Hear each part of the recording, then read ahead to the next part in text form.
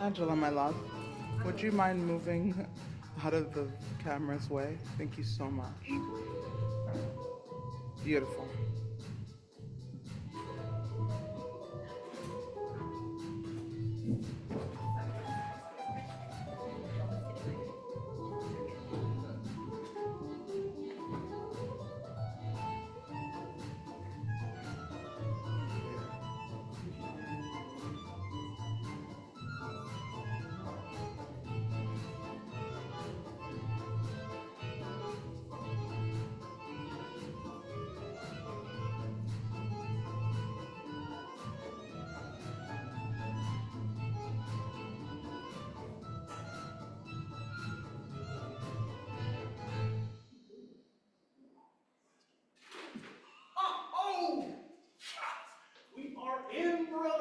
Set for life.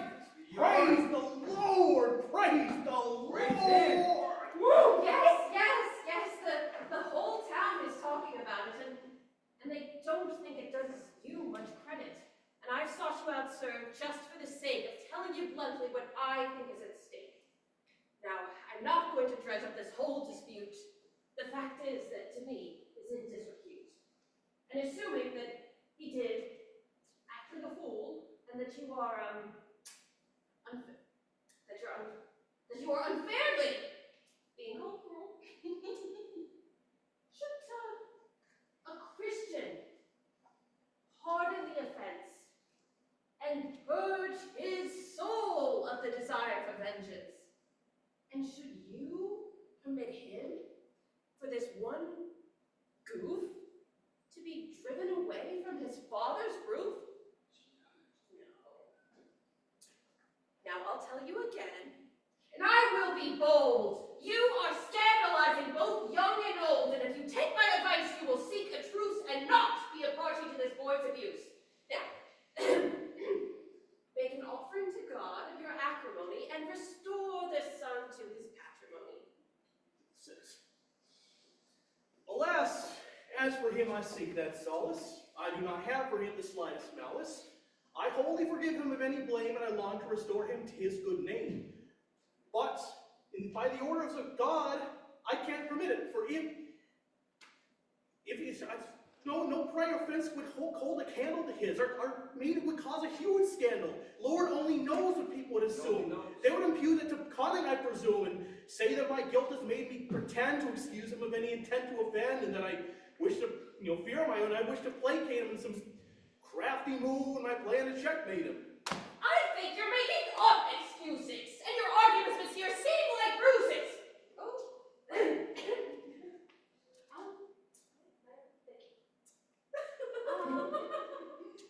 Must you assume the role of a deity? Does he need us to punish the guilty? He bids us to forgive every offense and not to consider human judgments. Oh, when we follow God's sovereign commandments. What? Should the petty fear of what some may say prevent you from doing this good deed today? No. Let us always follow God's commands and leave all other matters in his hands. I've told you already, sir, that I forgive him, and that is God's directive. But after such scandal and vituperation, God doesn't demand our cohabitation. Oh, does he demand that you lend your hand to the pure caprice of the Father's command and accept the gift of this whole estate, which you cannot justly appropriate? Those who know me would not believe that I'd use anything selfish or unjustified. I hold worldly goods in quite low esteem. I can't be dazzled by their phony gleam. And if in the end I decide to take the gift that the Father wishes to make, it is only, I swear, because I fear that it could be left to a false profiteer, or that could be shared by those who would use it to do evil rather than good, or who would not use it, as I'm sure I can, for the glory of God and one's fellow man. Oh, sir! Don't put on that scrupulous air while your actions injure our rightful heir. Oh, don't feel uneasy or risk your good health, pressing about the perils of his wealth.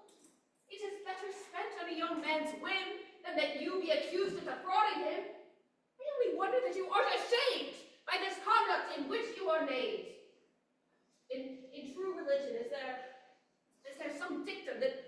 says it's okay to make an heir your victim, and if God has put some obstacle in place against you and me sharing the same space, wouldn't you wish to be more discreet and to leave this house in a noble retreat than to sit and see the son of the house thrust from his home like a beggarly mouse? Believe me, it would prove your probity, monsieur. Up, it is now, monsieur, 3:30. Certain religious rites demand my presence, and you must excuse me for my absence. I don't attend church, what can I say? Please, sir, help us, help her for pity's sake. Her suffering such that her heart may break. And her father has done this pleading.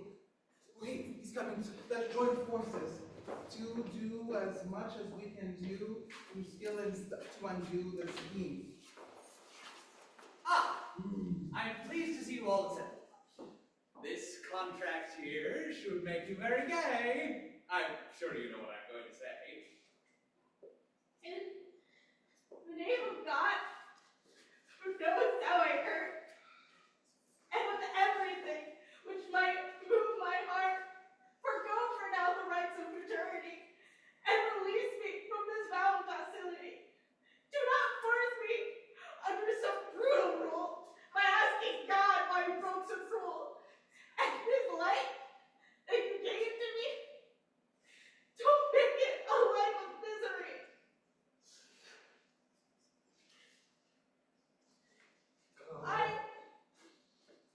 Be firm. No time for humanity. Your fondness for him doesn't bother me. Indulge it, and freely consign your whole estate to him. Give him mine. But please, don't give him my hand. And allow me to live in a convent where I may count the sad days until God lets me die. Oh, young girls always play these religious pranks when their fathers try to hobble their lusty flanks. What? Oh, my goodness. Get up. The harder you have to work to bear it, the greater the virtue of the marriage. Let this marriage mortify your senses and quit bothering me with these meek defenses. If I Keep may, quiet and stay out of the matter. I completely forbid you to add to the chatter. If you will allow me to offer some advice. Brother, your advice is wise, it is thoughtful, and I truly respect it. But I hope you don't mind if I reject it. What can I think about what you're saying? Except that your blindness is quite dismaying. You must be besotted and led astray to refuse to believe what has happened today. My dear, I only call him like I see him. You favor my son, that worthless young bum, He's not a and bum. refuse to condemn his trick on that most saintly of men. You're in fact too calm to be believed. I think you ought to have seemed a bit more aggrieved. When a lovesick man makes a foolish mistake, must we take up arms and honors at stake? And must we respond to every small slip, fire in our eyes and anger on our lips? For myself, I laugh at these signs of lust. It doesn't please me to grow nonplussed. I seek wisdom, tempered with charity. I'm not one of those prudes whose asperity is such that they fight for virtue tooth and nail, and scratch a man's eyes out for being male. Heaven preserve me from that kind of virtue. I am an honest wife, but not a shrew, and I believe that a calm, icy glance is quite enough to rebuff an advance. I know what I know, and I'm not changing my mind. I'm still amazed that you could be so blind. But would you keep that incredulity if I can make you see that we have spoken truly? See? Yes. Fantasy. Oh, I found a way to make you see it all light of day. Fairy tales. Man, at least reply. I don't ask you to believe me, but I do wonder what you would think of your good man if I could bring you to a place where you can see and hear these things. What then? Right. Well, in that case, I would say nothing again. Oh, it cannot be. You've been blind too long, and calling me a liar, you're wrong. For your pleasure, and with modesty, I'll make you witness my veracity. Good. I take you at your word. Now bring me to this place where you will prove this thing that cannot be. Bid him come to me. Oh, I think you might be too cunning to undo this vicious scheme. No, we're easily duped by our affection if enemy aids in our misdirection. Send him here to me, and you can go. Crouch under the table here, and get down low. Why? Hiding well is to be desired. Why under the table? Just do what's required. Get under the table and when you just don't let him see you. And try not to grunt. Really, I think I'm far too tall, but I'll stay to the end of your strategy. You won't, I'm sure, have a thing to condemn. Mind you, I'm going to have strange things to say, and you must not be shocked in any way. Whatever I may say, you must allow. I only wish to convince you, anyhow. I'm going to sex. Since I'm reduced to it, you strip off the cloak of that hypocrite. I'll stoke the fires of his insolent heart to give a free field to that big upstart. For your sake, and to deepen his disrepute, I'm going to pretend to welcome his suit, but I'll wait, just as soon as you've heard enough. Things seem to go further than you wish, my love. You should stop them from becoming bizarre, for you think my love has gone too far. Stay your wife. Don't leave me in his hands any longer than reaching your conviction demands. This is your concern. You are in command. Here he comes. Keep still, keep down. Understand? Yes. Oh, 1 second, please. Please, come in.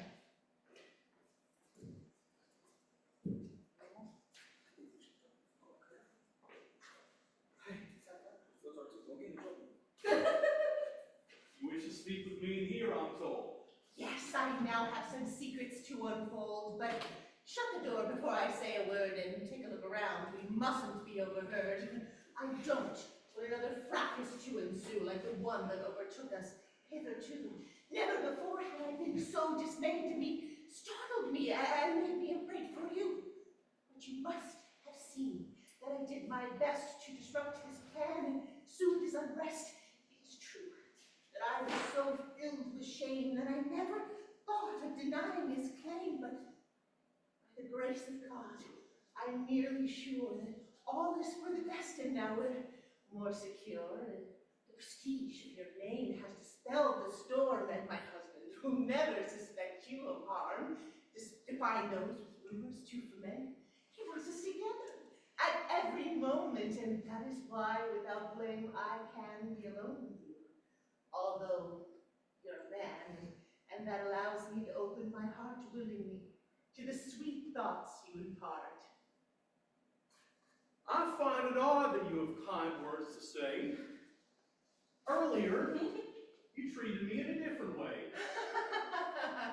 Oh, well, if you're angry at that rebuff, you know nothing about a woman's love and how little you know about our intent and how a weak defense was really meant at such times. Our modesty must contend to the tender feelings that triumph in the end, and no wonder how strongly we make love's claim in embracing it. We always feel some shame we rejected at first, but in our faces it's clear that we'll soon yield to your embraces. Our wishes and our words are often opposed to a refusal. They mean we accept what's proposed. No doubt I am making too free a confession, and I might be committing an indiscretion, but since my plan at silence has gone awry, ask yourself why I sought to pacify me, and what made you listen so long, so sweetly, to your sweet love song, and would I have reacted as you saw me do if the offering of your heart didn't please me too? Then what would you be able to conclude from the fervent desire to preclude the marriage that has been announced just now? Isn't it that I would hate for a wedding vow to come between us, that I care for you, and want nothing at all to tear us in two? There is no pleasure in heaven above sweeter than such words from the lips I love. Their honey sound flows richly through the senses with the sweetness of your purest essences. The pleasure of pleasing you is my one goal, and my heart finds happiness in that role. But that heart also takes the slight liberty of daring to doubt this felicity. Perhaps these sweet words are a decorous ruse designed to disrupt my menial news. And if I may speak quite freely with you, I won't believe all you say is true until I'm assured that you couldn't lie by a few of these favors from these lips I sigh. Such favors will make me your devotee, and a true believer in your fondness for me. Do you demand to press on with great speed and drain my heart dry by your burning need? I risk my life in proclaiming my love and virtue. Even that is not enough. Can't you be satisfied with what I say? Must you force me into going all the way? The less one merits, the more one desires. Mere words will never quench our raging fires.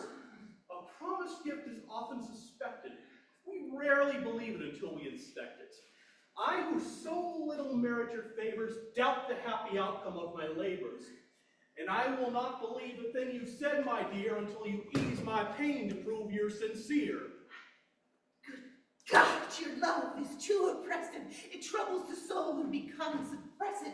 The crazy power it has on the heart, and what big passion it tears me apart. What is there no way to stave off your desire? Give me a moment to respire to this. You to be so firm to get everything and watch me squirm to get what you want.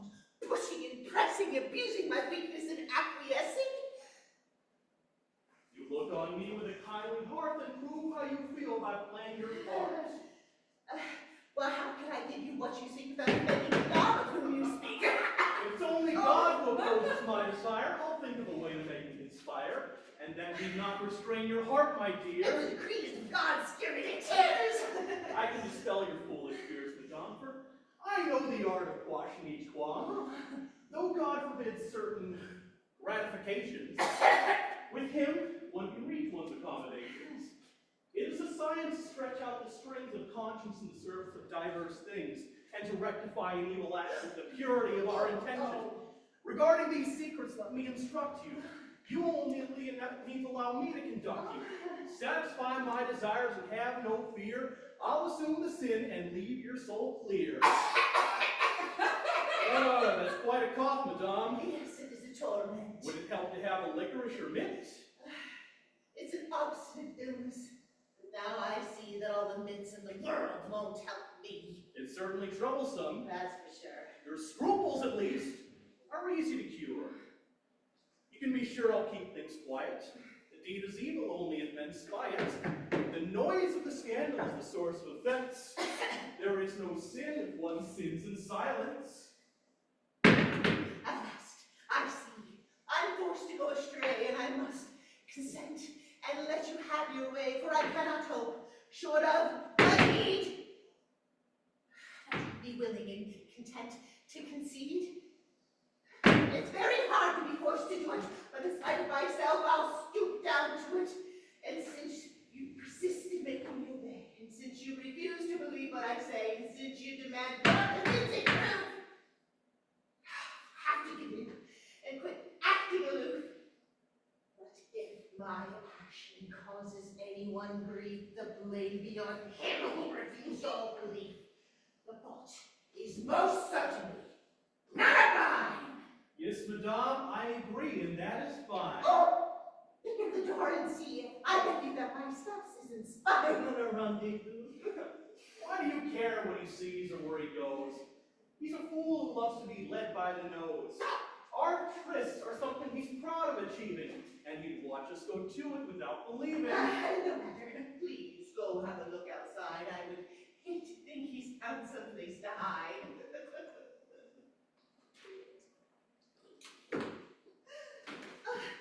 Dare I swear, is an abominable man. Can't get over it. What's his plan? How now? Come out so soon. Were you having fun? Thunder there, we've only just begun. Wait to the end to be completely sure, and don't put your faith in their conjecture.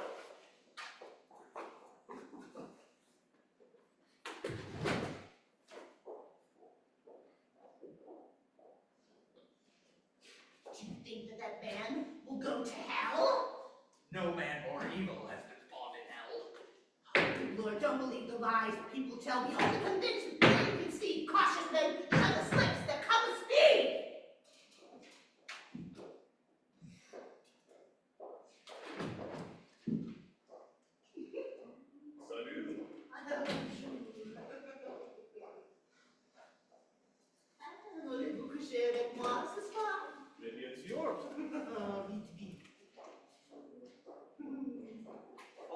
conspire, madame, for my contentment.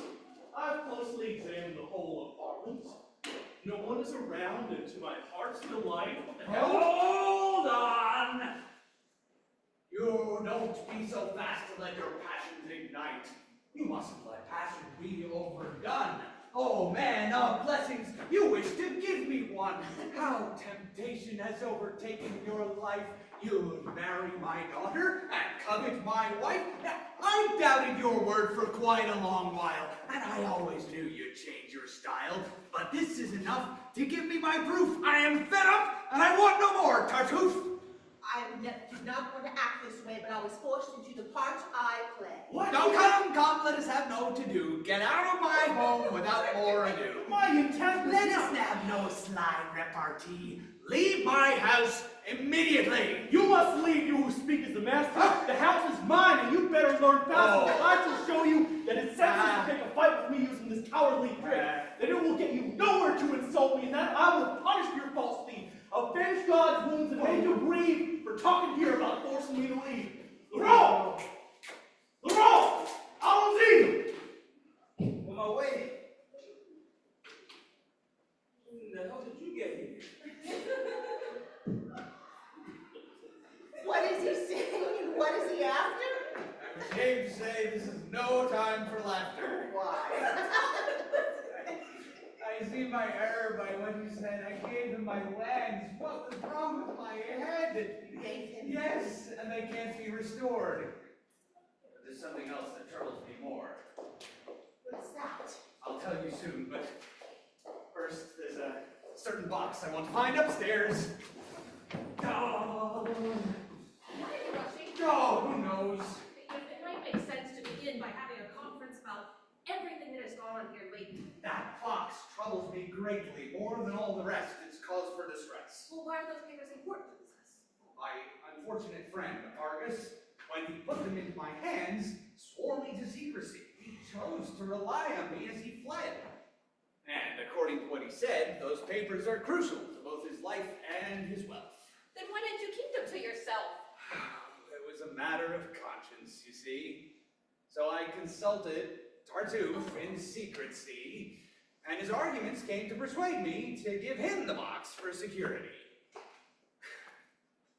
And then I could deny having them on hand, and with the subterfuge on demand, I might, with my conscience, muddle through by swearing to things that I knew weren't true. Oh, you're in trouble, judging by appearances. Both the deed of gift and these confidences are, to tell you my thoughts quite honestly, actions that you took quite thoughtlessly.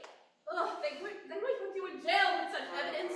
Since this man has it, it makes no sense to drive him away for your imprudence. Oh, you need to regain his full confidence. With what fair appearance and touching zeal, he hides a wicked soul and a heart of steel. And I, who received him begging and broke, that's it! I renounce all such pious folk. Henceforth I will hold them as wholly evil and do my best to send them to the devil. Oh, it's just like you to get carried away. You can never stick to the middle way. To reason rightly, it's too much bother. You always rush from one excess to the other.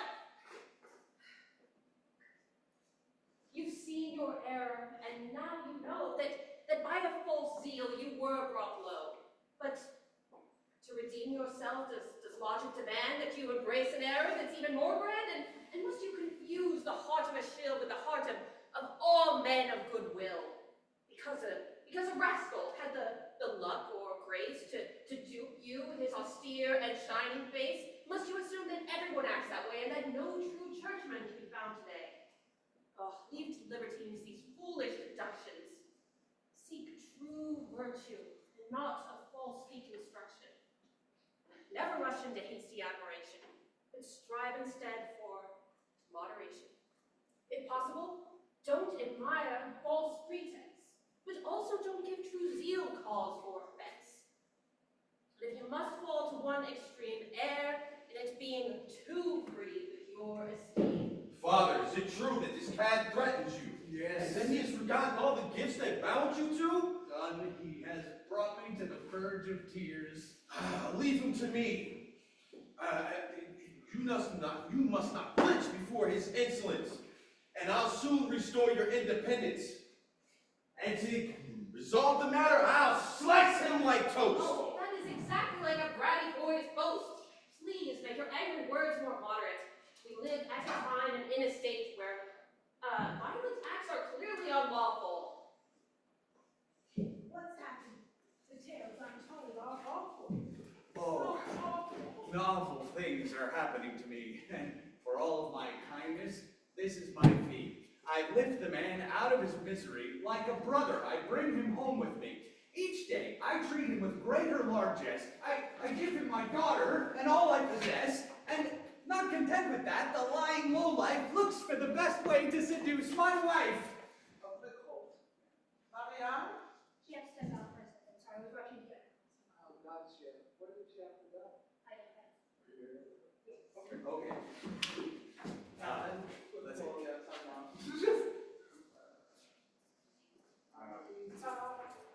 Just so we know if you're Marianne for the rest of the run or what.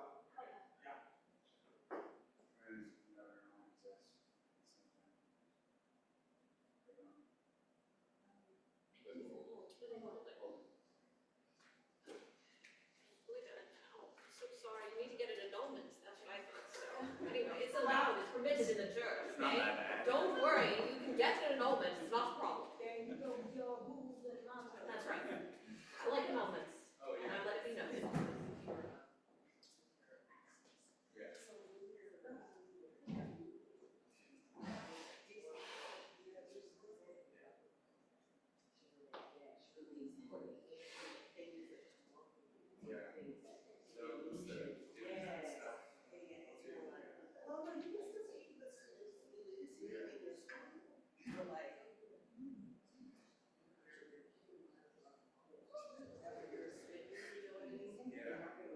So what's something that maybe that just feels like it's not that it's offering to your sisters?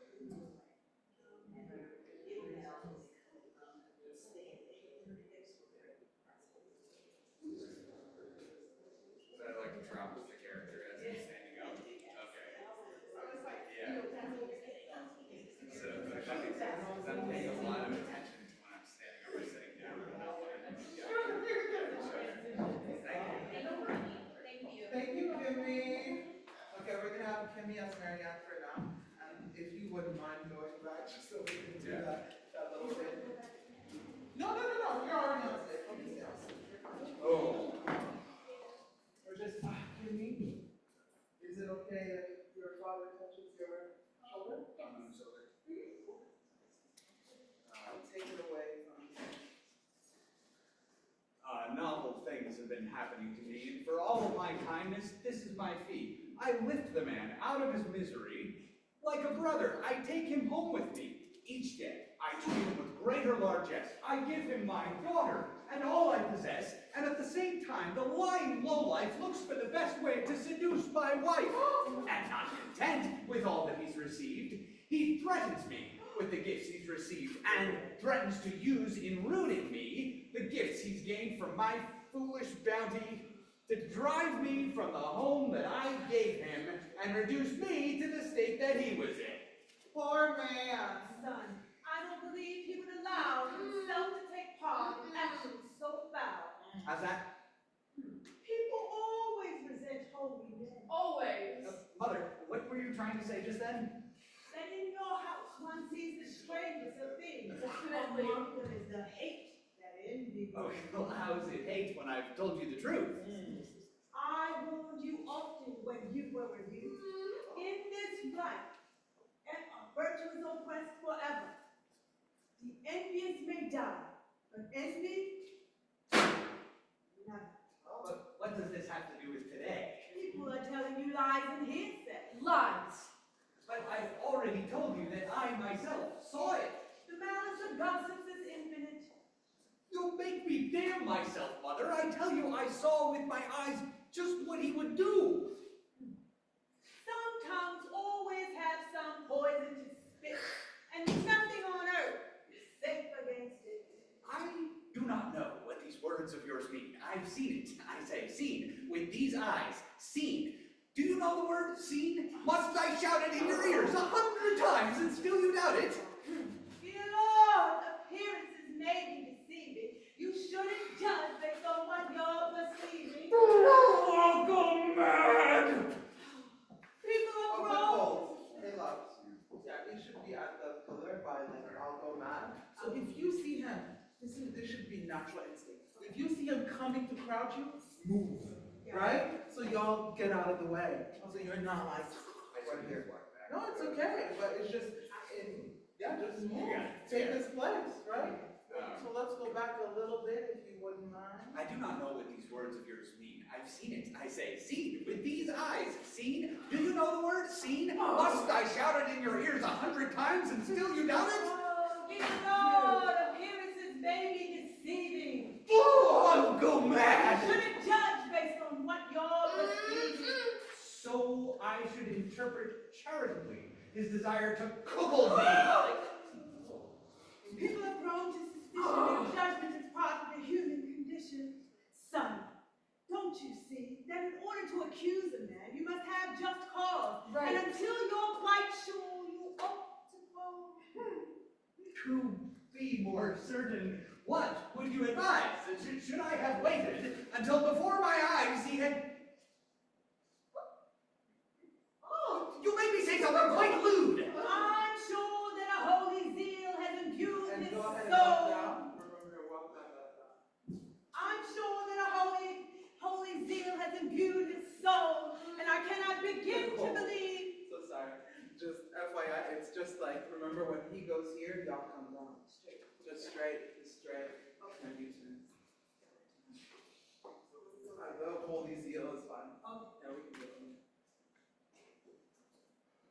I'm sure that a holy zeal has imbued his soul, and I cannot begin to believe that he would bring himself to cheat or deceive. He would never.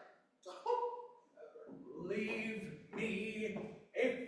I'm now so angry that if you were not my mother, I am not sure what I would do. This is fair payment, sir, for what we received. You would not believe us. Now you're not believed. All right, you're wasting time on foolish measures that would be better spent in active measures. We cannot ignore this swindler's threats. What? Does his impudence have no bounds yet? For myself, I don't believe it's possible his ingratitude would be too visible. Don't put your faith in that. He will find ways to gild with reason all the things he says. And with less than this, the people in power have forced their foes to cringe and cower. Oh, I'll tell you again, well armed as they are, you should never have pushed him quite so far. True, but what could I do facing that bastard? I felt a resentment that I've never mastered. I deeply desire to arrange between you some shadow of peace, however untrue. If I had known that he possessed just such arms, I never would have set off these alarms in my... What does this man want? Go and see. I don't want to have anyone visit me.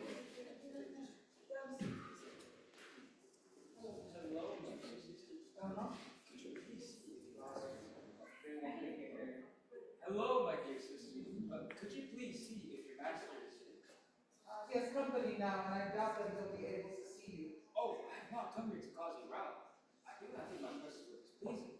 I come in fact to put him at ease. Your name? Tell him I'm only came in from Mr. Tartuffe to take some cheer. One moment, please. It is a man who's come on behalf of Monsieur Tartuffe to see, he says, to your modesty. Perhaps he's here to reconcile us. How should I act? What should we discuss? Well, don't let any of your anger appear, and if he speaks of a deal, make him be clear.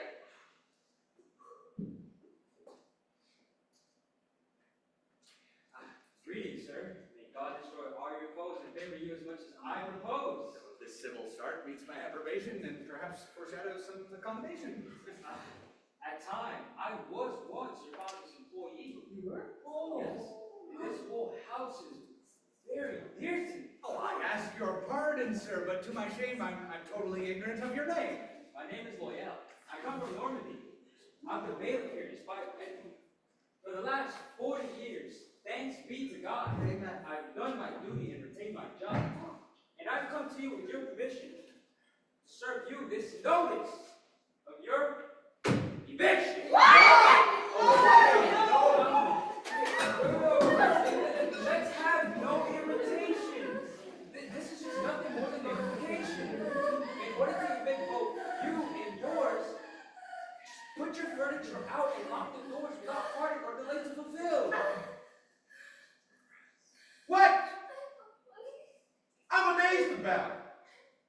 You and I, sir, have no business investing things to this man who's simple and shrewd and knows too well the duties of my office to wish to oppose himself to justice. What would you... I know that not even $1 million would have made you cause rebellion, and that you would be an honest citizen and to let me fulfill the duties I'm given. You may soon feel the heavy weight of this train. And your son, be quiet or depart, monsieur. I would regret to have to report. These matters make them all official. This Monsieur Loyal is quite disloyal. He is. For all worthy men, there's a place in my heart, and I would have wished, sir, to take part in this. I would have wished, sir, to take part in this, except to lift some of your burden by preventing the chore from falling to one who might not share the same opinion of you and who wouldn't proceed as gently as I do. What could be worse than the evil crime of evicting me? Right. I'm giving you time. And until morning. You think that's fine? Hey, whoa. I'll hold in abeyance the execution of this conveyance. I shall come here with only 10 of my boys to spend the night without scandal or noise. For the sake of form, please bring to me before you go to bed the keys to your door. I'll take care not to disrupt your repose, and not to do anything you would oppose. But tomorrow morning, you must get set to empty the house, down to the lost check. And my boys will assist me, each one's a strong louse, and will do all he can to help you move out. I'm doing my best to use common sense. And since I'm treating you with such indulgence, I beg you, sir, to act in the same way to me. Please let no one bar me from doing my duty. Yes, duty. With a happy heart, I would at once pay the last 100 francs that I have today for the power and pleasure of hitting his snout with one absolutely sensational clap. Don't make things worse. Come on. My hand itches to get in a fight with these sons of bitches! I think it might become you to have your brown back being black and blue. These wicked words deserve litigation! And what they do may earn incarceration! All right, let's everything down. That's enough for today. Now hand over that paper and be on your way. So later, having concluded, May it confound you and your employer. kiss my ass! There, Mother. Can you admit I was right? The rest you can judge by this writ. Do you admit at last that he can lie? It is as if a bolt was struck from the sky. Oh, you're wrong to complain and wrong to blame him. These are the words of your seraphim. He's just here to let us know how bad wealth can cause degradation. And from pure charity, he wants to show you and remove every obstacle between you and God's love. Stop it. I'm always saying that to you. Let us consider what we ought to do. We must expose this man's insolent acts. His deeds invalidate all the contracts. His disloyalty will seem too plain if he tries to use them for personal gain. I'm sorry, sir, that I've come to distress you, but certain dangers may soon oppress you. A friend whose love for me is deep and true, and who knows how much I care about you. had enough courage to violate in secrecy the affairs of state, and has just now sent me word that you might, well advised, take sudden flight. What? The villain who has been imposing on you has gone to the prince to accuse you too, and placed in his hands like a blade of hate the vital papers of a treasure of state, which he says you kept in secrecy despite the duties of aristocracy. I don't know the details of the alleged crime, but a warrant against you has been signed. What? He himself is assigned to assist those who will soon come to make the arrest. Oh, now his claims are well armed, and the ingrate seeks to become master of your estate. I swear that man is a vile animal. The slightest trifling may well be fatal. My coach is right here to take you away with 1,000 louis that I've pledged to pay. Don't lose any time. The arrow has sped, and this is one blow that ought to be fled. Good call. I myself... This is Marianne, just FYI right now. Okay. Just FYI. Yeah, I know, I was like, oh, you don't know. It's not that right now. Keep going. One blow that ought to be fled. I myself will guide you to a safe place, and will stay with you to be sure there's no chase. Well, I owe you much for your solicitude, but there isn't time for my gratitude. I pray that God may grant what I need to one day repay for this good deed. Farewell, the rest of you. Take care. Go on, we'll take care of everything when you're gone. Slowly, sir. You needn't run there. You won't have to go far to hide in your lair. In the prince's name, we will shackle you fast.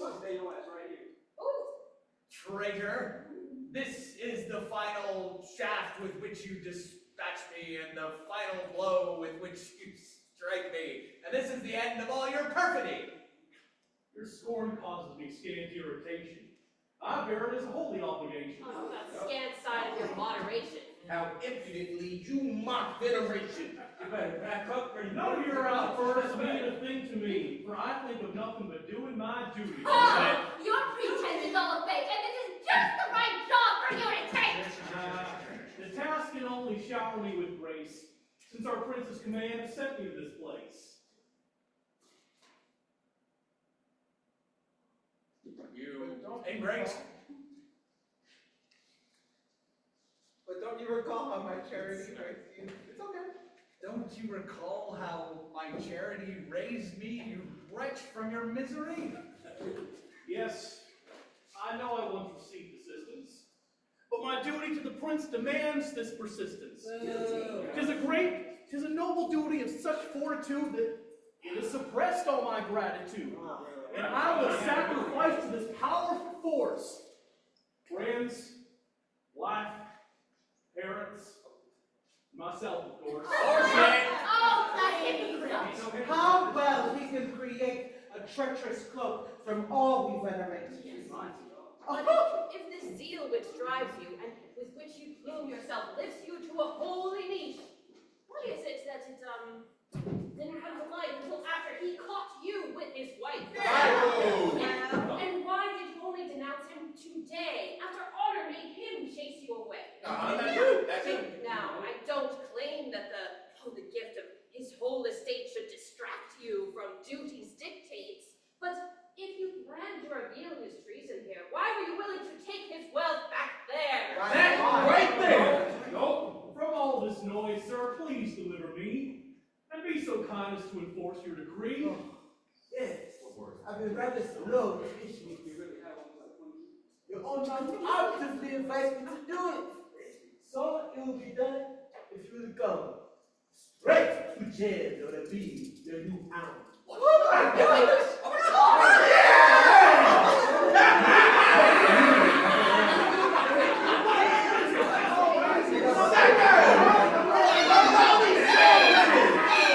I need not explain to you my reason. Calm yourself, sir. I know. After passions of such heat, we're ruled by a prince who's a foe to the seats. A prince whose eyes lead with the sword that speaks and can't be fooled by hypocrites. That's right. Blessed with a fine discernment, a great heart that can see the whole picture, not just each part. Nothing can drive him to exaggeration. His firm reason clings to moderation. He confers on men a worth immortal glory, but that zeal is now blind nor premature. And his love for what's true does not turn his eye from the power of falseness to horrify. This man was unable to entrap him. His defenses are sound as snares and rock.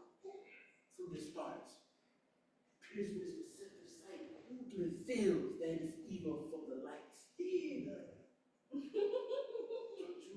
To himself by accusing you? Baby. And in divine justice, reveal his true colors to the prince as an infamous cad whose deeds under another name was so bad. Knew it record they made was wholly black. Satan by using as his art. That's bad. Baby. To his other crimes, he is waiting. Stay committed. To his other crimes, he is yours. In short, The king was revolted to see his ingratitude to you and his words. For the stars. Wait a minute. To his other crimes, he has joined this one and allowed him so that everyone can see his audacity's evil ends and then see him required to make amends. All the papers which this wretch has poured through are here taken away and returned to you. You thought you win. Through his sovereign power, the prince obligates the contract for which you gave away your estates. And finally, he pardons that secret offense which you once committed through benevolence.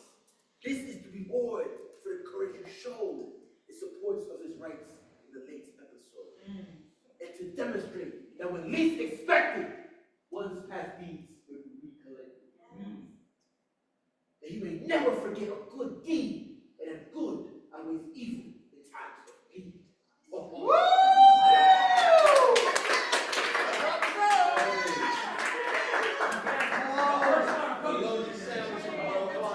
heaven be praised! We're no longer distressed. What a happy ending. Yes. Good! There you go, traitor! Please, and don't degenerate to indignities. Leave to him this miserable clown, and don't add to the remorse that weighs him down. Hope instead that his heart may one day make a happy return to the virtuous way. May he reform his life and lament his past, and give our great prince leave to temper justice at last. You should throw yourself on your knees in praise at the lenience and kindness shown these days. Yes, let us kneel then, and with great joy praise the kind deeds of his kind envoy. Then having acquitted part of our duty, let's turn to address the claims of beauty. And by a fine wedding, crowned by lamb, a lover who's both generous and sincere!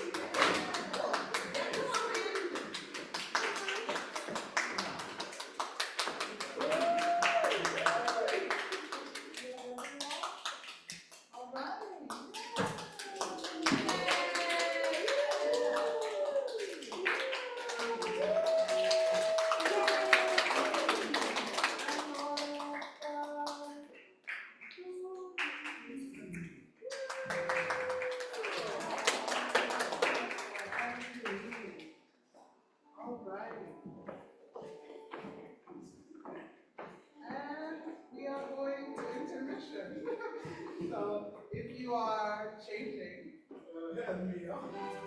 ahead and change. So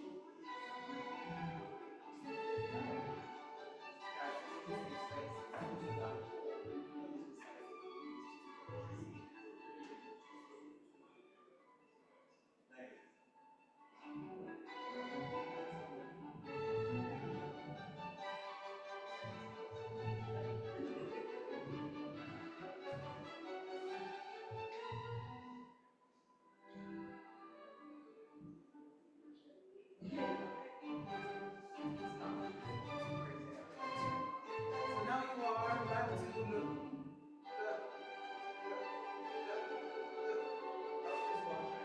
oh no, you're gonna be all past that. Sorry, Sure. Kelsey. Oh, hi, Kelsey. Hello. How are Hi. you? Good. We just wrapped up rehearsal, so I figured I'd just pop by real quick. What good timing. We're Are at we in intermission? intermission. Hey. This looks fantastic. Thank you. Douglas and their team did a great job. You got it. I can't wait to see what you do with this girl. Yeah.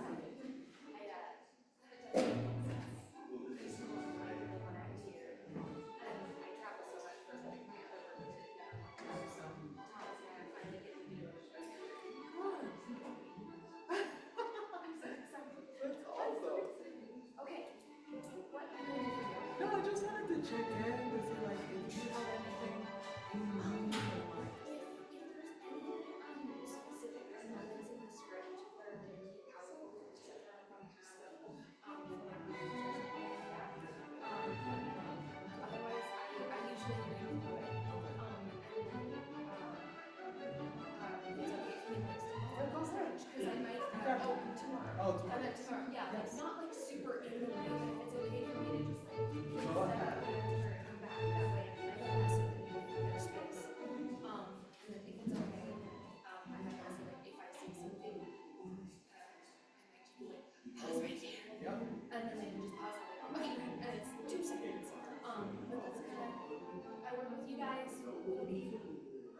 Yeah, no, that's totally fine. Like I would say, if you watch any of the videos, especially the latest ones, those will be much better than reading through the script. Because then you can actually see those moments. Yeah, And and they're just on the silver screen stage, right? Like the videos are it is just on going the up stage. from email. Oh! The emails that I sent, yes. Great, no. I will send you the playlist again, and it's like these latest I videos. just have to go back and find it. No, you're fine. For the last month, I've been driving back and forth from Oh my So keeping goodness. track of everything is just, it's not, it's totally, my brain is just really I will go back through and email and watch the videos. Oh, it's fine, because I can send you like tonight's, probably and tomorrow's, and yesterday's were like better Yeah. videos Sure, anyway. yeah, I'd love to see it. Yeah. When Excellent. I get done, I'm usually about 20 Okay.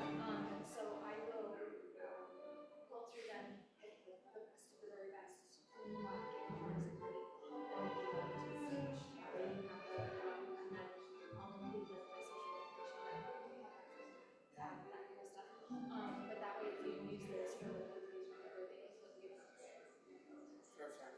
Excellent. And like my thought is once I have those photos, and I'm gonna use them for social media and stuff, I'll also put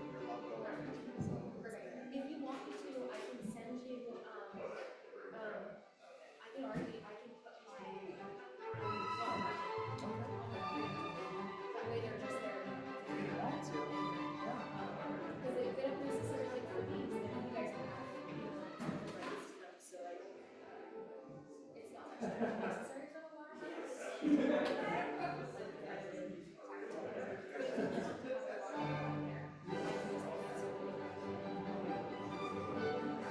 not like take away from the pictures, I'm sure, because we want to still use some pictures for the prints, but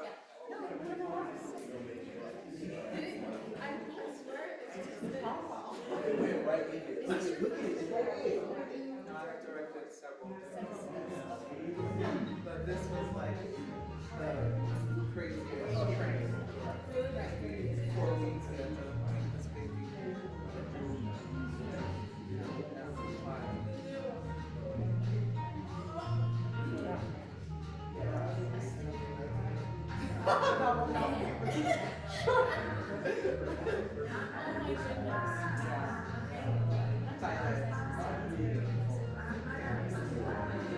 Hey, it's team effort, team effort. You know? Cool, excellent. Thank you, y'all.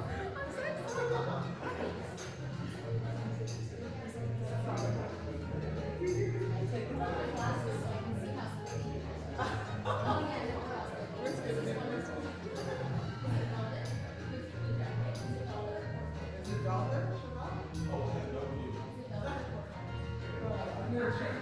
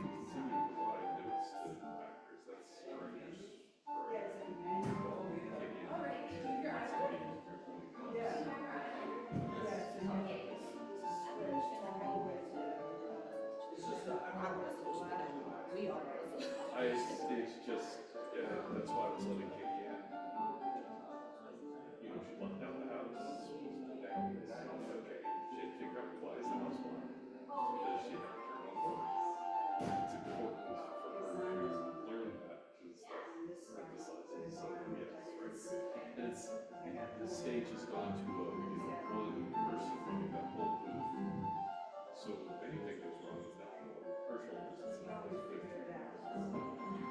backing up each other. So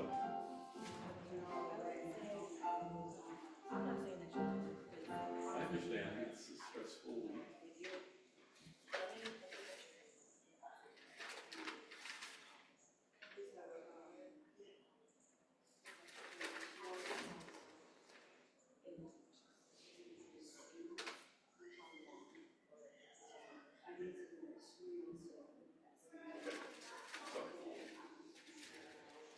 Well, if she's not happy about things, it's really, I mean, I've been with the stage longer than she has. I don't know how the stage works. She knows what she's chosen not to do that. So don't question that I'm going to do what I want to do. So, and you're right, he was inappropriate. I apologize for that.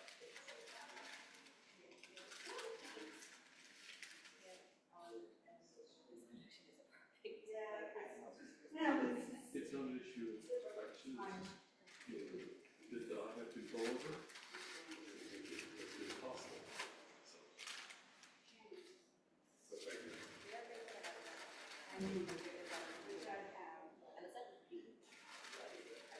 Douglas says a fabulous job on this side.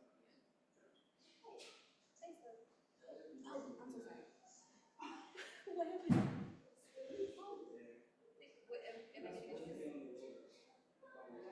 One phone or two.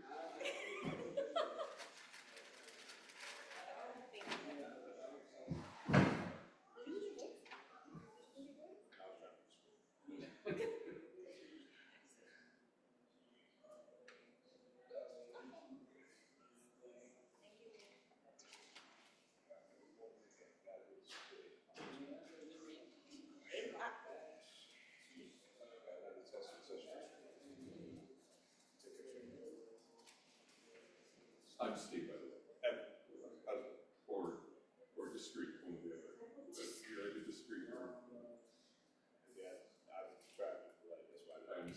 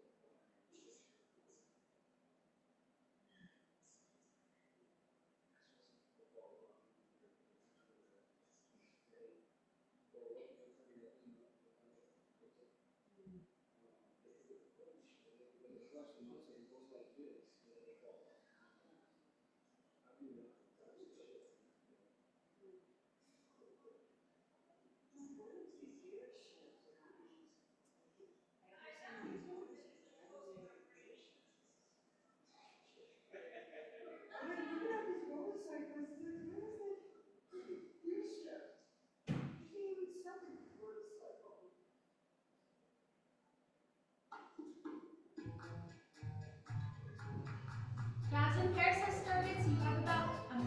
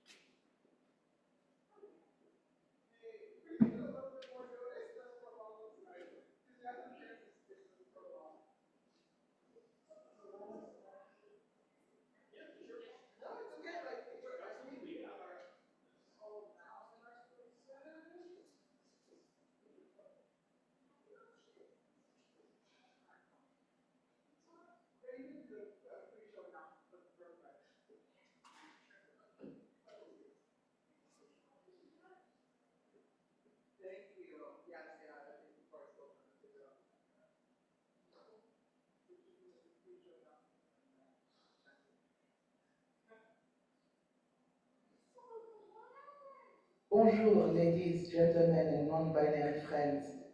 Silver Strange would like to welcome you to today's production of TARTUFFE.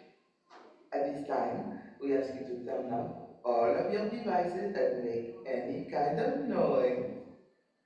For the unlikely event of an emergency, please take a moment to locate the exit nearest to you. Please feel free to vocalize your reactions and engage in the story. If, during the performance, you feel the need to partake of wrapped food, please unwrap them now. There will be an intermission. Enjoy the show et amusez-vous bien. Merci. Thank you.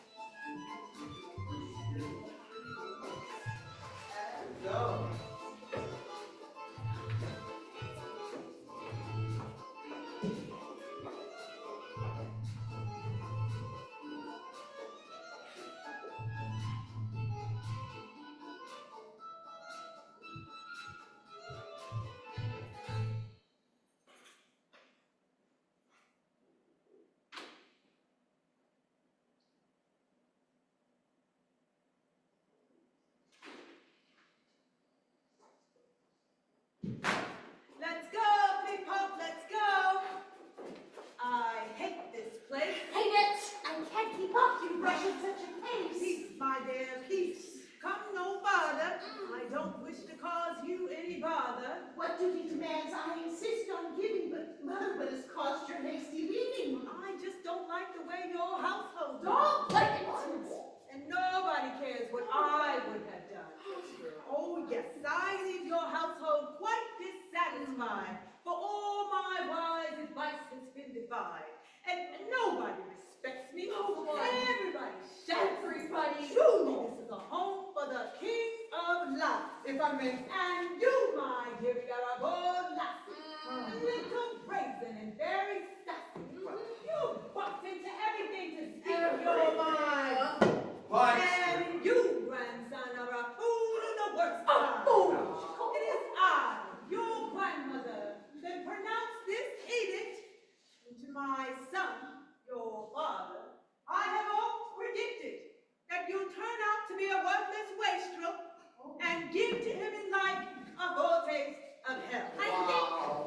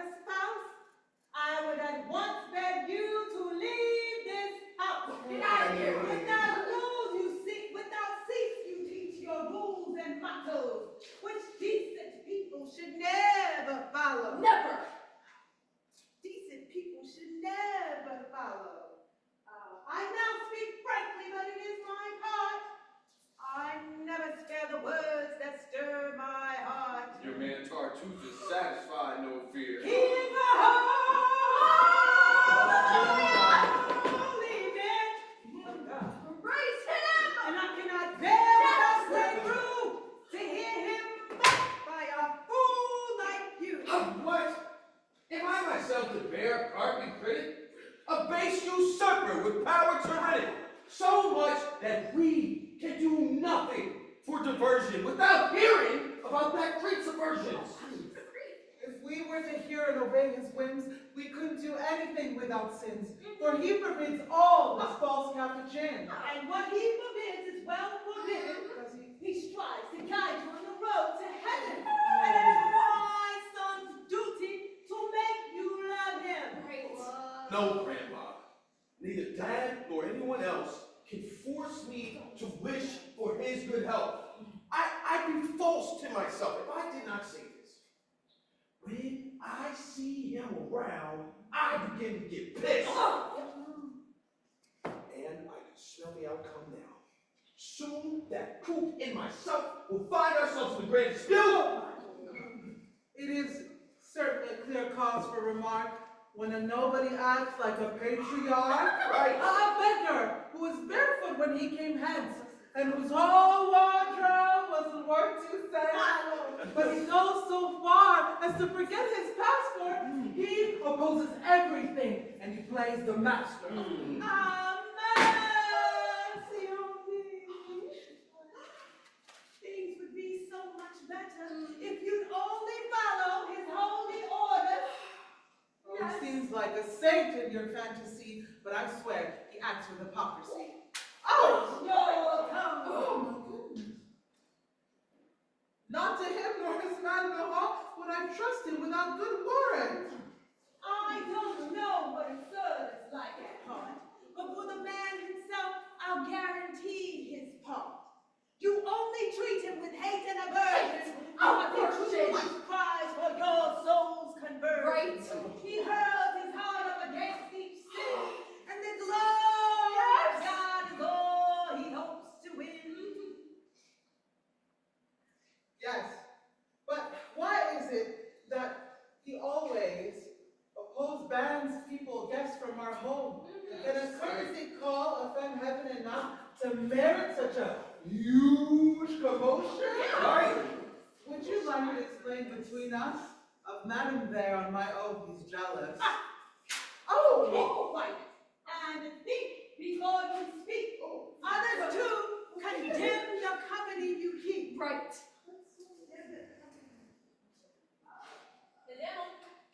Condemn the company you keep. Fire them. Throw them out. Look them up. Book them. Do something. But do not keep them. Condemn them all the way.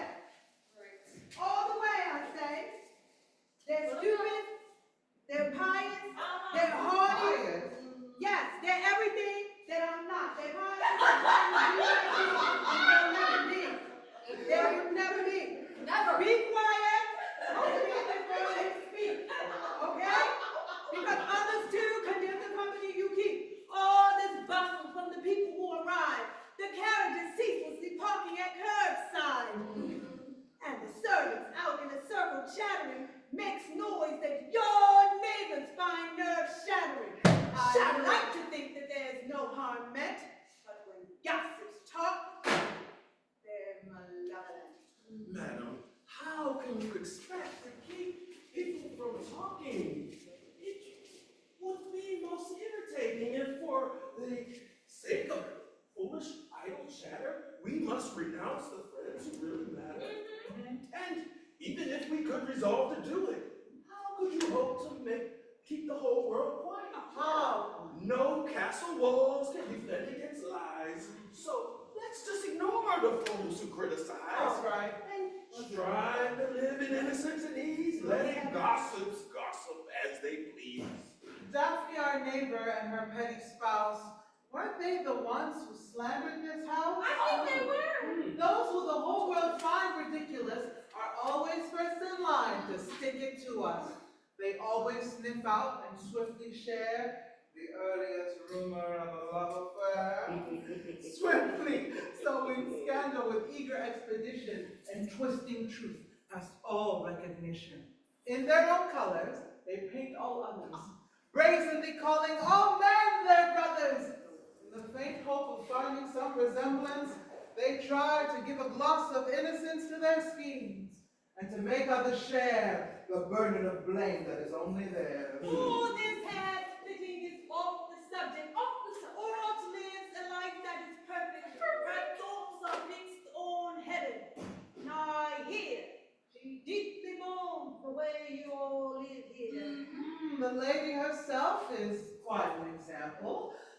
want to chase life? Oh, she's a nice sample. But old age has stuck her in a zealous mood. And everybody knows she's a reluctant prude. Because as long as she can stand a man's heart, she was more than willing to play her part. But now that her eyes have lost their luster, she leaves the world that already left her and puts on a phony veil of phony wisdom to hide the fact that her looks are gone.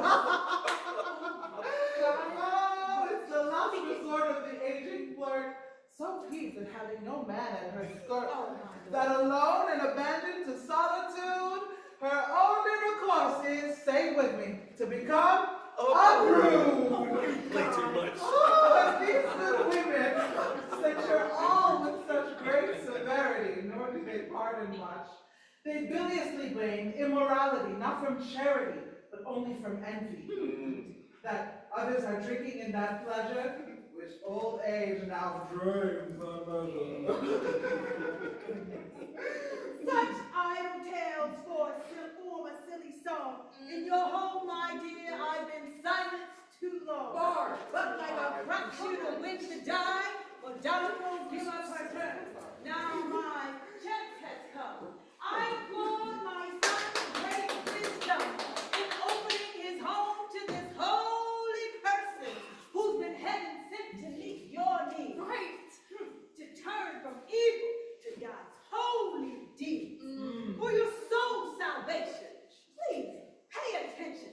What merits reprehension.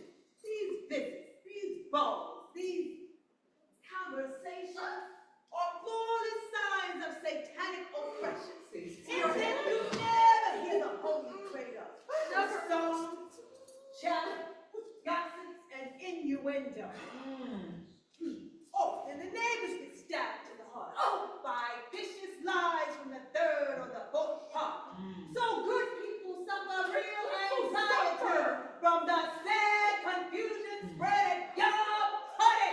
A smooth slander is spread along the way, and as the doctor told me the other day, this is true in the town of Babylon, because everybody babbles on and on.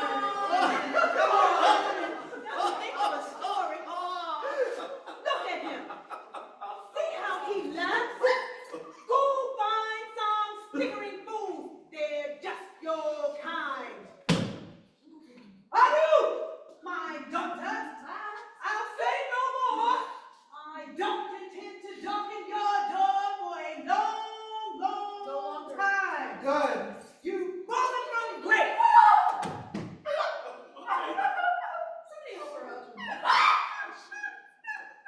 Depart!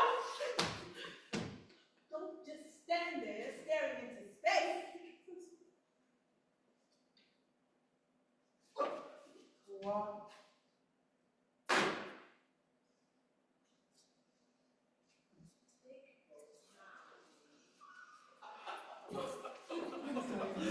Oh, I'm not following. I'm sure there'd only be more quarreling. How that old Herod is. Oh, how I regret that she can't hear you use that epithet. She'd tell you at length what she thinks of your wit and that she's not old enough to merit it. What a fuss she made about absolutely nothing. And what a passion for Tartuffe, her darling. Oh, really? She's normal compared to her son. If you could see him, yep, you'd say, here's one who's nuts. During the war, he seemed quite sage, and in serving his prince, showed some courage. But he has become an absolute fool since he gave himself up to Tartuffe's rule. Oh, he calls him his brother and the love of his life, more dear than mother, daughter, son, or wife. He's the sole confidant of all his secrets and the sole director of all his projects. He caresses him, kisses him, and couldn't show a mistress more love and affection than he gives to this leech. Really? At dinner, he gives him the highest place and washes with joy as he stuffs his face with cakes and tarts and often the best part of a pig. And if he should happen to hiccup or fart, he says, God be with you! Isn't that about him? His honey, his hero. He always loves him and admires his deeds. Smallest acts are miracles, and even his stupidest words are oracles. True. Tartuffe, who uses his dupe to make a buck, knows 100 wily ways to pluck this duck. He rakes great sums with his biblical bull and demands the right to censure a soul. His foolish footman even has the persuasion of daring us to tell us what to do. Manly preaching with eyes scattering a fire. He tells us our rouge, our ribbons, and our attire are not to be used. Oh, the other night, he ripped up with his own bare hands a kerchief left lying in the Holy Land, claiming that our sin was truly gigantic by mixing what's holy with what's satanic. You should be glad you missed the dreadful chore of attending her lecture beside the door. Myself, since he doesn't see me, I'm going upstairs to rest. I have laid over. Then I'll remain, and with no pleasure on my part, I'll tell him hello and then quickly depart. Ask him about the marriage to Marianne. I think Tartuffe will oppose it if you can. Because he sets so many prerequisites, and you know what interest I take. And the flame that burns with my sister Anne Valère has made it so. Hello, brother! I'm glad you returned before I left. The countryside isn't quite blossoming yet. Doreen, one second, brother, please. Just let me set my heart at ease and soothe my fears concerning the things that have happened here. For these past 2 days, how have things gone? What has happened? How is everyone? The first day, your wife had a bad fever and a headache that just wouldn't leave her. And Tartuffe? Tartuffe, he's in splendid shape. Fat and flabby with red lips and a shining face. Oh, poor fellow. That night, she felt so feverish and so sick that she could only pick at her dinner and scarcely ate a bite. And Tartuffe? He alone ate with all his might and devoutly devoured a pair of pheasants and a leg of lamb in Our Lady's presence. Oh, poor fellow. The whole night passed before she could even close her eyes to fall asleep. Shivers and chills beset her in bed, and right until dawn we watched her with drowsiness. Tartuffe? Oh, drowsy from all that he'd consumed, he left the table, went straight to his room, and fell quickly into his nice warm sack, where he slept all night, flat on his back. Oh, poor fellow. At last, your wife began heeding our good advice that she needed bleeding, and she began to recover soon thereafter. And Tartuffe? He couldn't have felt any better. He drank at brunch 4 great glasses of wine. Oh, poor fellow. Both of them are now quite fine. I'll be going up now to tell your wife of your deep concern at this threat to her life. She's making fun of you to your face, brother, and I don't intend to be a bother, but, Oh, stop there. you have this crazy caprice for him, and, No, you don't know the man to whom you refer, brother. okay, say I don't know him if you prefer, but to know what type of man he might be. You'd be charmed if only you could see him, and your glee would be gargantuan. He's a man a man. Learn from him a peacefulness so exquisite that lets you drop your woes like dried horse shits. Yes, I've been reborn because of his preaching. He teaches me that I shouldn't love anything. From every earthly passion he has freed my life. I'd watch my mother, brother, children, and my wife drop dead without caring so much as that. Well, you seem to have human sentiments down pat. Oh, if you'd seen him as I did at first, your eyes would have feasted with a spiritual thirst. Each day he came to the church smiling with sweet peace and threw himself on the ground before me on both his knees. He drew upon himself the eye of everyone there by the pious fervor of his holy prayer. He sighed and wept aloud in a saintly fashion, and kneeled and kissed the earth in a fetching fashion. And when I was going, he rushed up in front to bless me with water from the holy font. Of course he did. Then his servant, matching his master to a T, then informed me of his identity and his poverty, and I made a donation. And then he tried to return a portion. It is too much, he said. You are too generous. I don't merit your pity and your kindness. And when I refused to take it back, he gave it in alms to the poor right there in the name. And then God bade me take him into my home. And now life is as sweet as a honeycomb. He governs us all, and to protect my honor bids my wife take his godly rule upon her. If he forewarns me of men who might give her the eye. Like him? Really, I think he is far more jealous than I. You would not believe his fear of hell. He thinks himself damned for the least bagatelle. Such trifles suffice to scandalize him that he even accused himself of sin for having slain, with a bit too much wrath, a flea that happened to cross his path. My goodness, brother. I think you're crazy. Yeah. Are you mocking me with such sheer lunacy? You take this pauper in your house and you go as far as to... Brother, your words reek of that free thought, which with I find you more than a bit impeached. And as I have 10 times or more clearly preached, you will soon find yourself in a wicked bind. Now, this is the jargon, the normal jargon of your kind.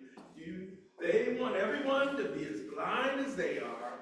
To be clear-sighted is to be in error. Those who reject their vain hypocrisy don't have respect for faith and sanctity. Go ahead with your tart sermons, with your tart sermons, scarcely smart. I know what I'm saying, and God sees my heart. I'm not a slave to your silly ceremony. There is false piety like false envy. Just as one sees when honor calls us, the bravest men are never the ones that make the most fuss. And so too, the good Christians, whom we should follow, are never the ones to find life so hard to swallow. There are, the men these days are strangely made, but their true natures are rarely displayed.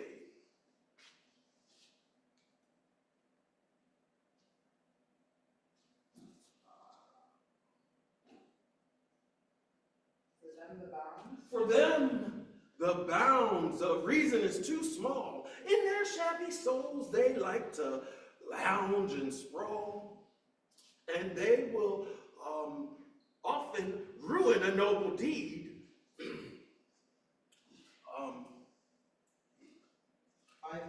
by their urge for excess and reckless speed.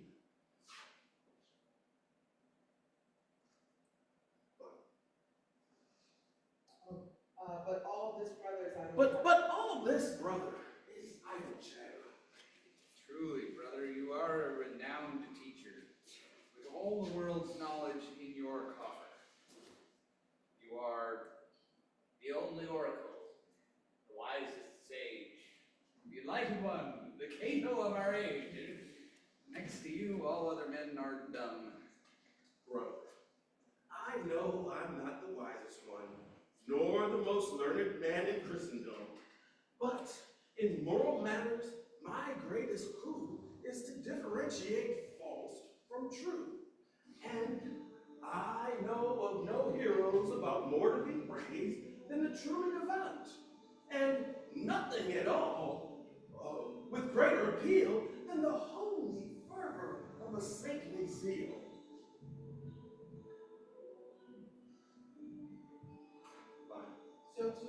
So too, nothing could be more odious than a whitewashed face of a zeal that's spacious, or these French charlatans seeking places whose false and sacrilegious double faces exploit our love of God and make a game of our reverence for Christ's holy name.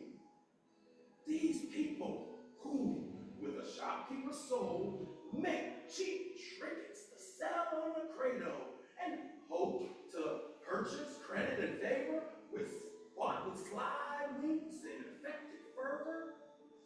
These people, I say, whose uncommon hurry on the path to heaven leads through their treasury, and who, writhing and praying, demand a profit each day and call for a retreat while pocketing their pay.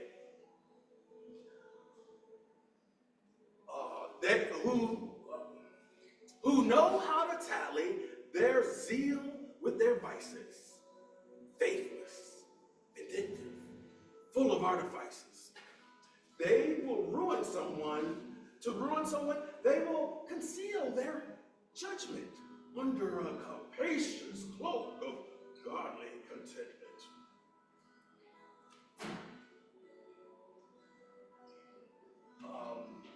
There are many men in this false disguise, but those with pure hearts are easy to recognize. Our age, my friend, has brought into plain sight many examples of what is right. Look at Aristotle, or Periander, or Ront, Alcidamu, or Clitonda. These titles are ones that all agree to. They decline any fanfare for their virtue. They don't engage in vain ostentation. Their humane faith finds form in moderation. They never censure all of our actions, for they see the vain pride in such transactions. And leaving boastful rhetoric behind, by their own actions, they reprove their brothers. The appearance of evil is no concern of theirs. They always cast the best light on others' affairs. They plot no intrigues, seek no one to fleece. Their only concern is to live at peace. They never cause a sinner's chagrin.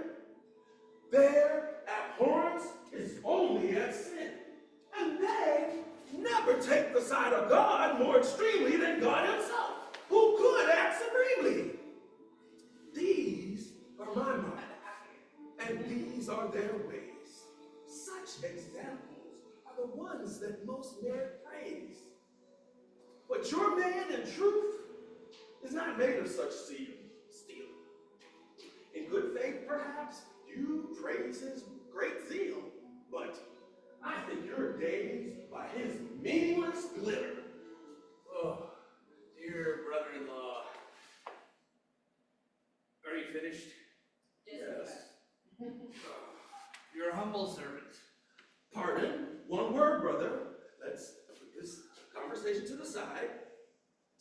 You know, Valaire has your word that he will become Marianne's spouse. Yes.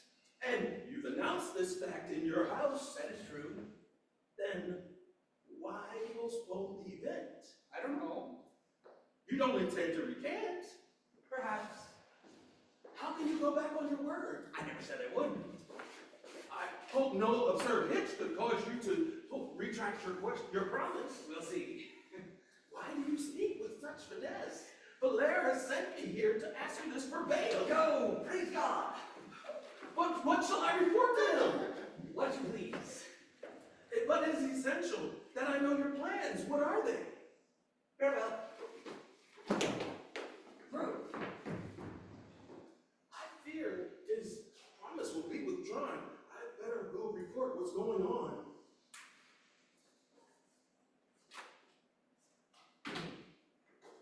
Marianne, Yes. come quickly. Father, what is it you seek? We must speak privately. I'm checking to see if anyone can overhear us. This is the perfect place for such purpose.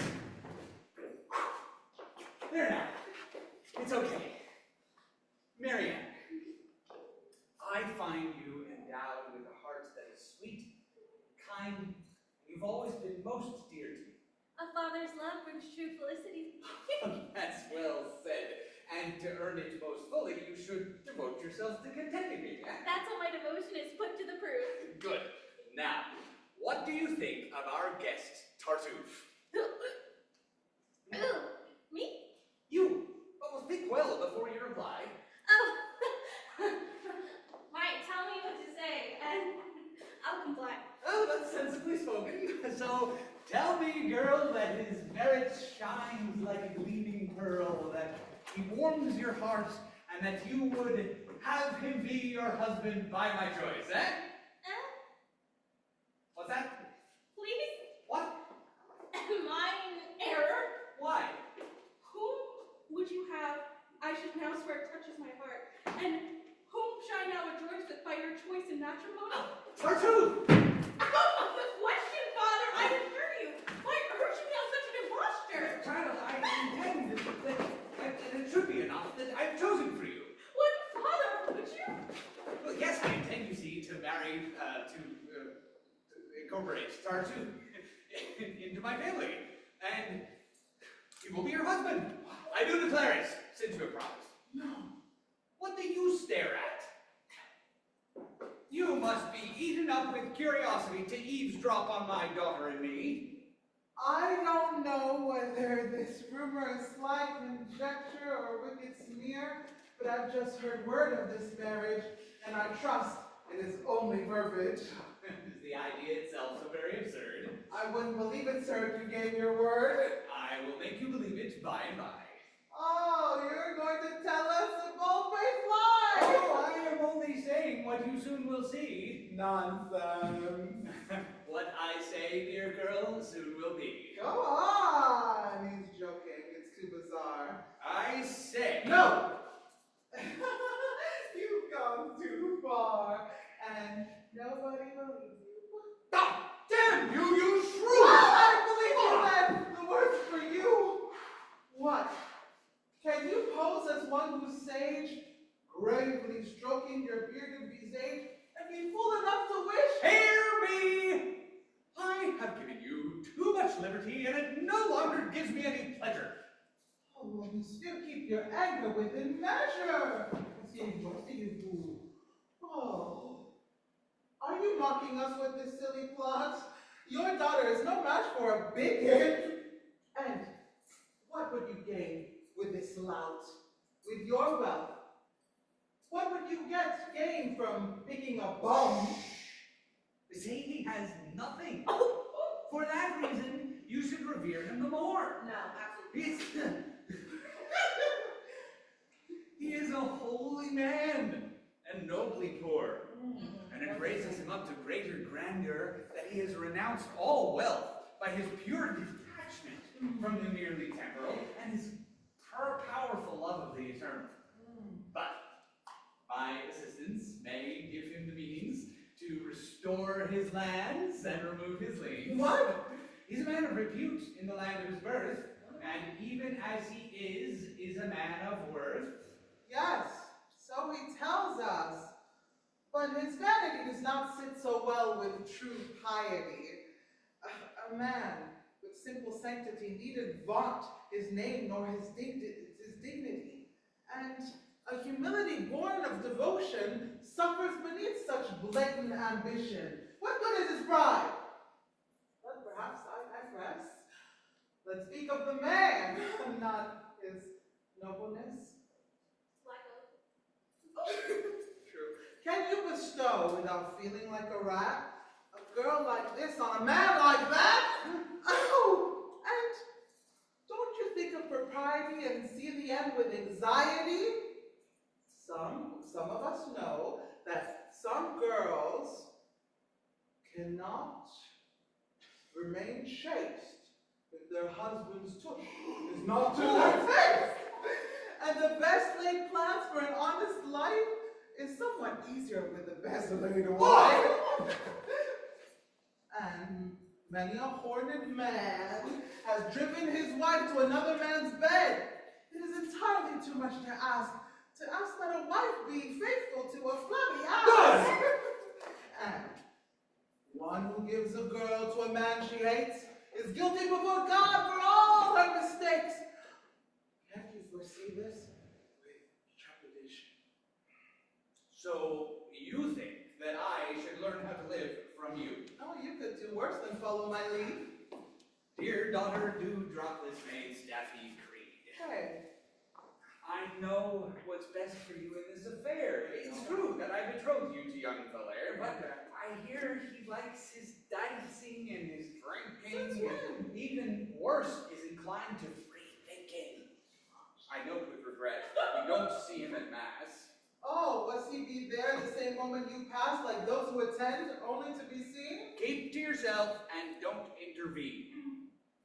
Tartuffe is on the path to salvation. And that's a treasure past calculation. This wedding will bring blessings beyond measure and be crowned with great sweetness and pleasure. Together you will live, thriving on love, like a pair of newborns or a pair of turtle doves. You will never be found in angry debate, for you will find all that you wish in this mate. She'll only make him a cuckold, I'm sure. What? He looks just like a caricature. And his fate, monsieur, will only make him an ass, no matter how much virtue your daughter has. Keep quiet and remember your place, and quit sticking your nose in my face. Perfect. Oh, sir, I'm only trying to protect you. You're very kind, but do shut up, do. If only I didn't like you. Oh, I don't need liking. But I like you, sir, despite your griping. Oh. And I wouldn't want you to be the butt of some smutty joke. Be quiet, please. We cannot foster such an alliance. Shut up! With your brazen traits. What? You've been reborn, yet you give way to hate? Yes, your twaddle has made me quite high-strung, and now I insist that you hold your tongue. All right, but I'll think nonetheless in silence. Oh, think if you wish, but strive for success at shutting your mouth, or beware. Let's see. I have weighed everything quite maturely. I hate the silence. And without being smug, I'll say that Tartuffe's face is precisely the kind of one that you would wish to... Yes, he has a fine muzzle. And that's if you ignore his other traits, which They're are... sorry, lot. If I were in her place, assuredly, no man would wed me with impunity. And I'd show him right after the wedding that a wife's vengeance lies in the bedding. So, you refuse to obey me, is that true? What's your beef, sir? I'm not speaking to you. Well, what are you doing? Soliloquizing. Very well. To give her a good chastising, I think she needs a taste of the back of my hand. Oh, daughter, you should approve of all that I have planned, and have faith in the spouse who's my designee. Speak to yourself. I've nothing to say Oh, to just me. one little word. Oh, I'm not in the mood. Oh, because I was ready. What ineptitude! Do you want obedience? Yes, and to submit to my choice with complete deference. I thumb my nose at your silly spouse. Daughter, your maid is a complete pest and would arouse vice in a cent. She's a complete true. driven me to swear, and I need to calm down in the open air. Quick hold. Are you leaving now? It's 10:03, just FYI. Excellent. I don't know where Christian is. That was great. Beautiful. Thank you so much, Joseph. See you tomorrow. Christian, if Christian! you can hear us, you're on standby. On standby for our call, and that was a great job. Good job, everyone. Thank you. Have you entirely lost your voice and heart? Why must I continue playing your part? To see you listen to such a mad proposal without voicing even a meek refusal? How can I resist such a harsh patriarch? By any means, don't be an easy mark. But how? Tell him that you can't love on command, and that you love for yourself, not by demand. And since you are the owner of these affairs, you'll choose for yourself the sire of his heirs. And if Tartuffe is so charming to him, he can win him himself if that's his whim. A father, I'm sure, has absolute power. But for him, I can only cringe and cower. Use your head. Valère wants to tie the knot. Do you really love him, I ask, or not?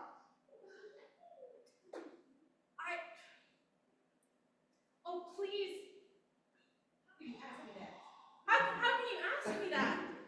Your inhuman justice to me has a moral sting. How could you ask me such a thing? Haven't I poured my soul out to you, and don't you know yet that my love is true?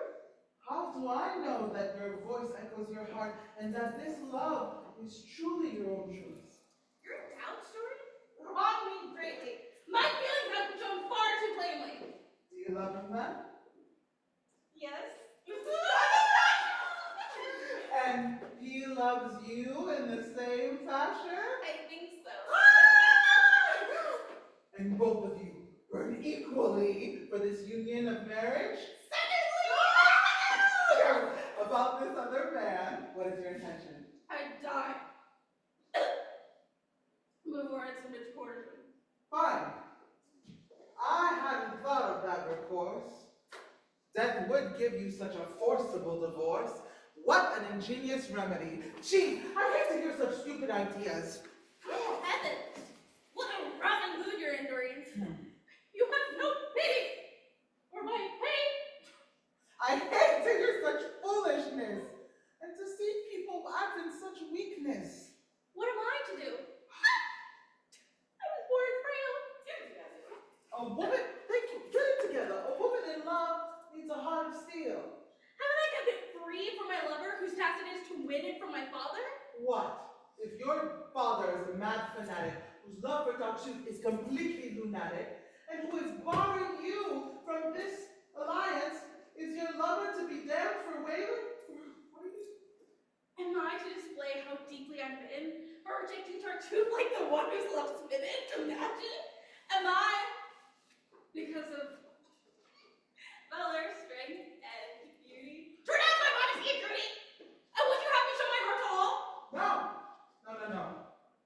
not at all. I am wrong to forestall such an alliance. And I can see that this marriage to Tartuffe is a joy for you. Oh, Tartuffe, what a man. If you could see him, what a mold he has. I think Tartuffe is the man for you. If rightly viewed as to make a person laugh, 'twould be an honor to be his better half. The whole world already crowns him with glory, both in character and physique, he's laudatory. Oh, he has red ears and a florid flushing face. With him for a mate, you live in joyful grace. Dear God. Oh, what joy you'll feel within to be wed to a man like him. Please stop your talking and show me a way to avoid this marriage. You've said enough. I'm ready to obey. No!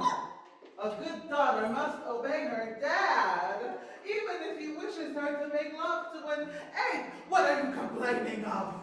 Please, you're killing me. Help me No. avoid this catastrophe. He will bring you to his little villa, where you will have your absolute fill of uncles and cousins to be entertained.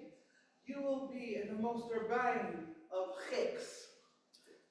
you'll make overture to the wives of the judges and the tax assessors, and they will sit you down in a folding chair. During Carnival, you may hope to have there a ball with 2 bagpipes for an orchestra and maybe some puppets of a tiny gorilla. If your husband is there. Doreen, please, this is such a disaster. No. I am your son. Oh, Doreen, mercy. No. I ought to let things be. My dear girl. No. If I declared my love. No. You're a man's Tartuffe, that's sure enough. You know, I've always trusted that you would help me. No, I'm sure you'll be Tartuffed. All right, then. Since my fate no longer moves you, henceforth you shall see me alone and blue. And from my deep sorrow, my heart will draw relief. I know an absolute cure for my grief. Whoa, I'm not actually angry. Come back, do. In spite of everything, I pity you. Doreen, if I am to be the one you crucify, you shall see how quickly I will die. Don't torture yourself. We can still block them. But look, I think that's what I see. Gossip is singing a little ditty, my dear. News to me, and very pretty. That you will marry Tartuffe. It is true that my father has such a plan in view. Your father. Has altered his inclination. Through him, all of this has come to my attention. What? Seriously? Yes, seriously, he wants this wedding quite decidedly. And how does your heart respond to this plan, madam? I don't know. Your response is blank. You don't know. No. No? What do you recommend?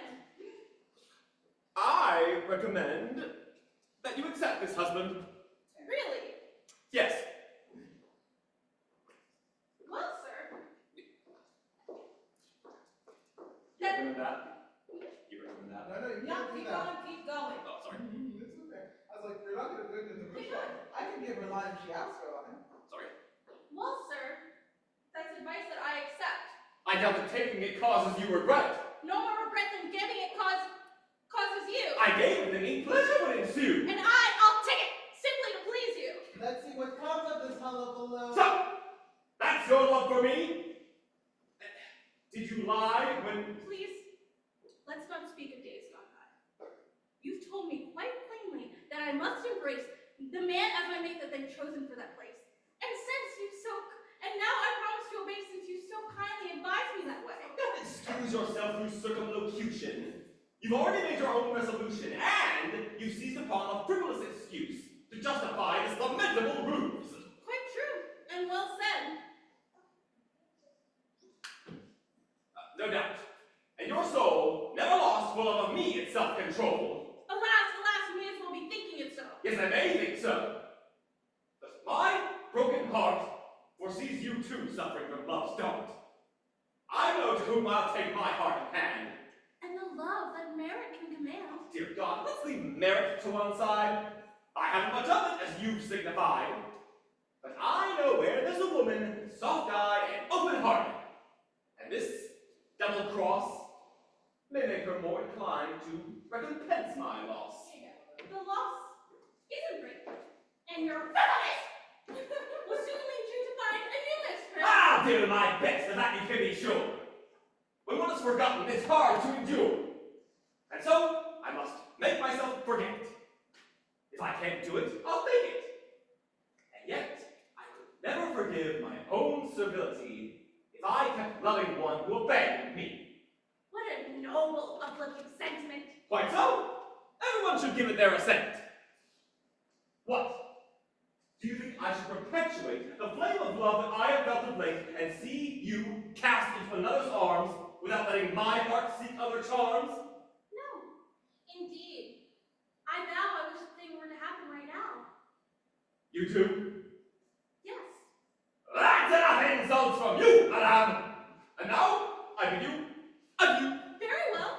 And remember that you are the one who forced me down this avenue. Yes,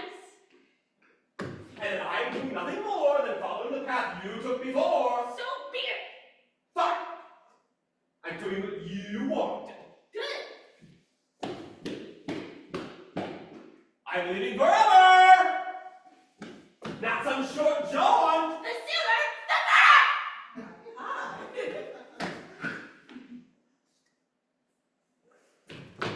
Ah, What?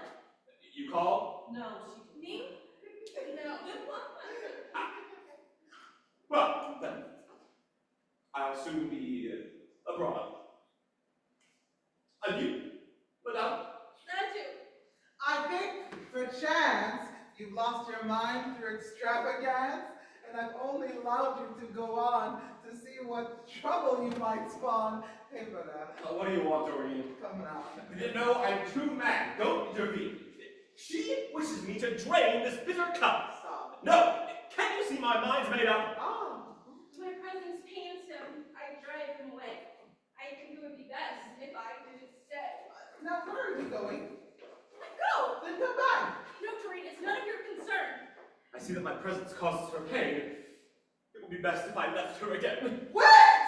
Oh, both of you, stop this mess and come here to settle this fracas. But what's your plan? What do you wish to do? I want to patch things up a bit between you two.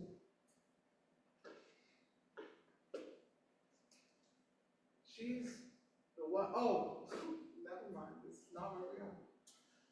Why are you mad for treating her this way? Did you hear her treat me like a popinjay? And you, are you mad to have gotten so enraged? Did you hear what happened? It can't be assuaged. You're both dunces! Ah!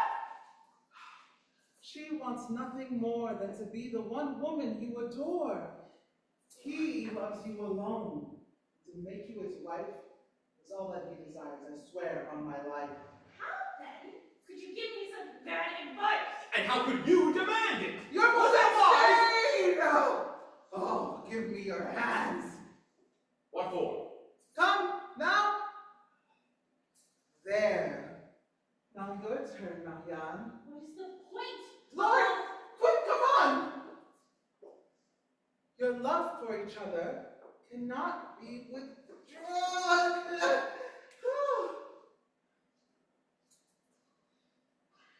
Don't react so painfully by the book. Try giving a fellow a civil look.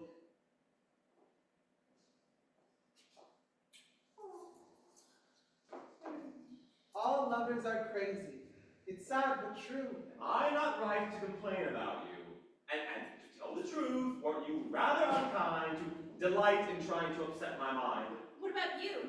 Weren't you the bigger ingrate? Let's wait until later for this debate. And let's figure out how to stop this marriage. Tell us that, what we can use for leverage. We'll wage warfare on every front. Your father's bluffing and playing a stunt.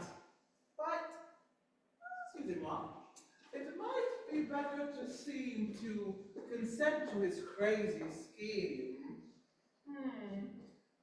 So that whatever the future may bring, you can postpone and postpone and postpone this wedding. Oh, by gaining time, we gain our remedy. Sometimes we will feign a strange malady. You saw a corpse and never felt queerer, dreamt of muddy water or broke a mirror. The point, I guess, is that no one can force you to marry unless you say yes. But our ship may sail in fair weather if you two were never seen talking together. Go to see your friends and employ them towards what we intend. We will employ his brother and also seek the help of your stepmother. Farewell. Whatever we attempt to do, in truth, my greatest hope resides in you. Although I cannot answer for my father, I vow never belong to another. How happy you have made me! If they ever... Bye! You young lovers, brother forever. Be off, I say. Finally... Oh, no, you don't! You go off that way. And you go the other. Oh. May a bolt of lightning strike me dumb! May everyone treat me like a bum! If either force or respect hinder me from blowing my top into this calamity. For heaven's sake, control your displeasure Your father has merely mentioned this measure. No one does what he proposes. How something opens may not be how it closes. I need to stop this vulgar coxcomb's plot, and in 2 little words, tell him which one. Whoa, now! Let your stepmother, yes? Manage him just as she does your father. Over Tartuffe, she has her own little ways of making him see all that she says. Perhaps she makes his heart go pitter-patter. Pray God it's true. That would be a fine matter. In fact, she has gone to ask him for your sake to know exactly what's at stake. And to find out his feelings and to let him know what really rotten results would flow from any pretensions from doing this marriage. Isabella says he's praying, and, oh, I should tarry, that he'll descend after he meditates. Be off then, I beg you, let me wait. I demanded the entire time they meet. No, they must be alone. I won't even speak. You're kidding yourself. You always get so angry, and that will surely put us all in danger. Go. No! I'm going to watch without getting cross. How tiresome you are. Here they are. Get lost. Laurent, lock up my hair shirt and my scourge and pray for freedom from each carnal urge. Anyone comes calling, say I have gone to share my alms for the poor souls in prison. Such affectation and boastful behavior. What do you wish? Oh, to say... Wait! By our Savior, please, before you speak, take this handkerchief. Why? Mom, Seeing your bosom causes to be grief. Through one's eyes, one's soul may be wounded, and then sinful thoughts may grow unattended. That's right. So you are quite ready for temptation, and bare skins give you some agitation.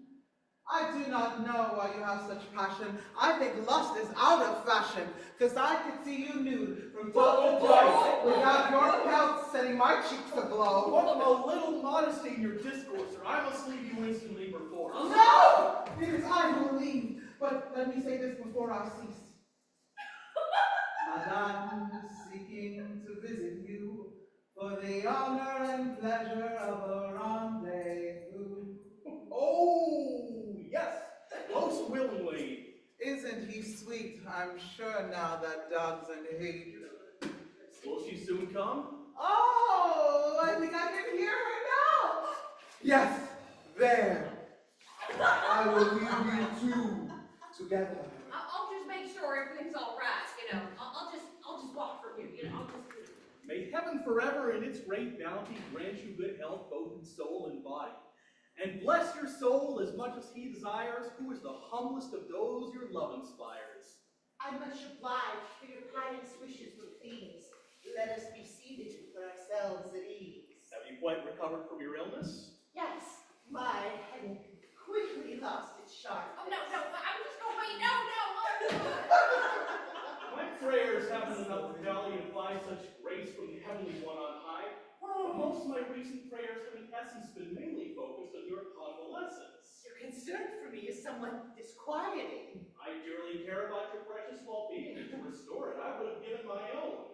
Such Christian charity is overblown, but I am much obliged for all you care. I try to do as much for you as I dare. I wish to speak of some private business, and I'm pleased there's no one to overhear us.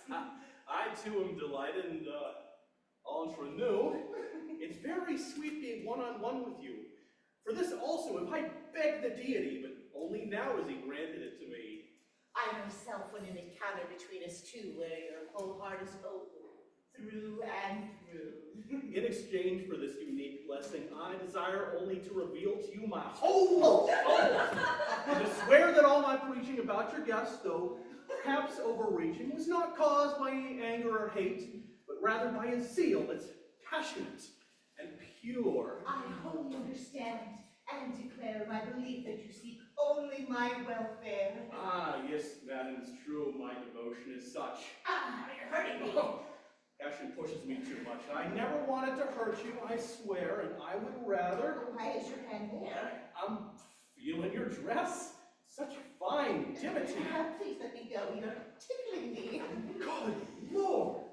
This workmanship is marvelous. Craftwork nowadays is miraculous. I've never seen anything quite so fine. That's true, but speak of this concern of mine. I hear that my husband may be breaking his word and giving you his daughter. What have you heard? Madame, some such words did transpire, but that is not the joy to which I aspire. I seek now those splendid attractions that I seek to reveal through all my actions. So all your earthly love has been overthrown? My breast does not hold a heart made of stone. I'm sure your thoughts are on salvation, and nothing less holds any fascination. The love that attracts us to what's eternal does not stop our love for the merely temporal. Our senses can be quite easily charmed by the perfect earthly works that God has formed. His glory is molded in those like you, but in you yourself we see its rarest hue. He has molded your face with such sublime art that it surprises the eye and transports the heart. And I can't gaze upon you, you perfect creature, without worshiping in you both God and nature, and sensing in my soul an ardent love for this, the most beautiful portrait by God above. First I feared that my secret passion might be a tricky trap laid by Satan. I even resolved to flee from your eyes if you were something to exercise. But I finally learned, O beauty most lovable, that my ardor for you could never be culpable, that I should even consider it right, and so I submit to my heart's delight. I confess I'm playing an audacious part in presenting to you the gift of my heart. But my heart also relies on your kindness like a beggar man, hindered by blindness. In you I see peace, hope, and happiness. On you depends my torment or my bliss. And through you alone, I will finally be happy if you will, or sad if you please. That declaration is very urbane, but in a man of God it's a bit profane. You ought to protect your heart a bit better and reflect more deeply on such a matter. A saint like you, whom we all hail. Oh, I may be holy, but I'm nonetheless male. Yes. And when it's not the reason to throw up its arms. I know such words to me may seem strange, but after all, I am not an angel. And if you condemn the confession I'm making, admit nonetheless that your beauty is breathtaking. From the first time I set eyes upon your supreme splendor, my heart became yours and you my queen. The ineffable sense of your divine gaze shattered my stout heart and set it ablaze. That look conquered all. Passion, prayers, beauty, and turned my vows into praise of your beauty. My eyes and my sighs have often shown my choice, but to make it still clearer, I now add my voice.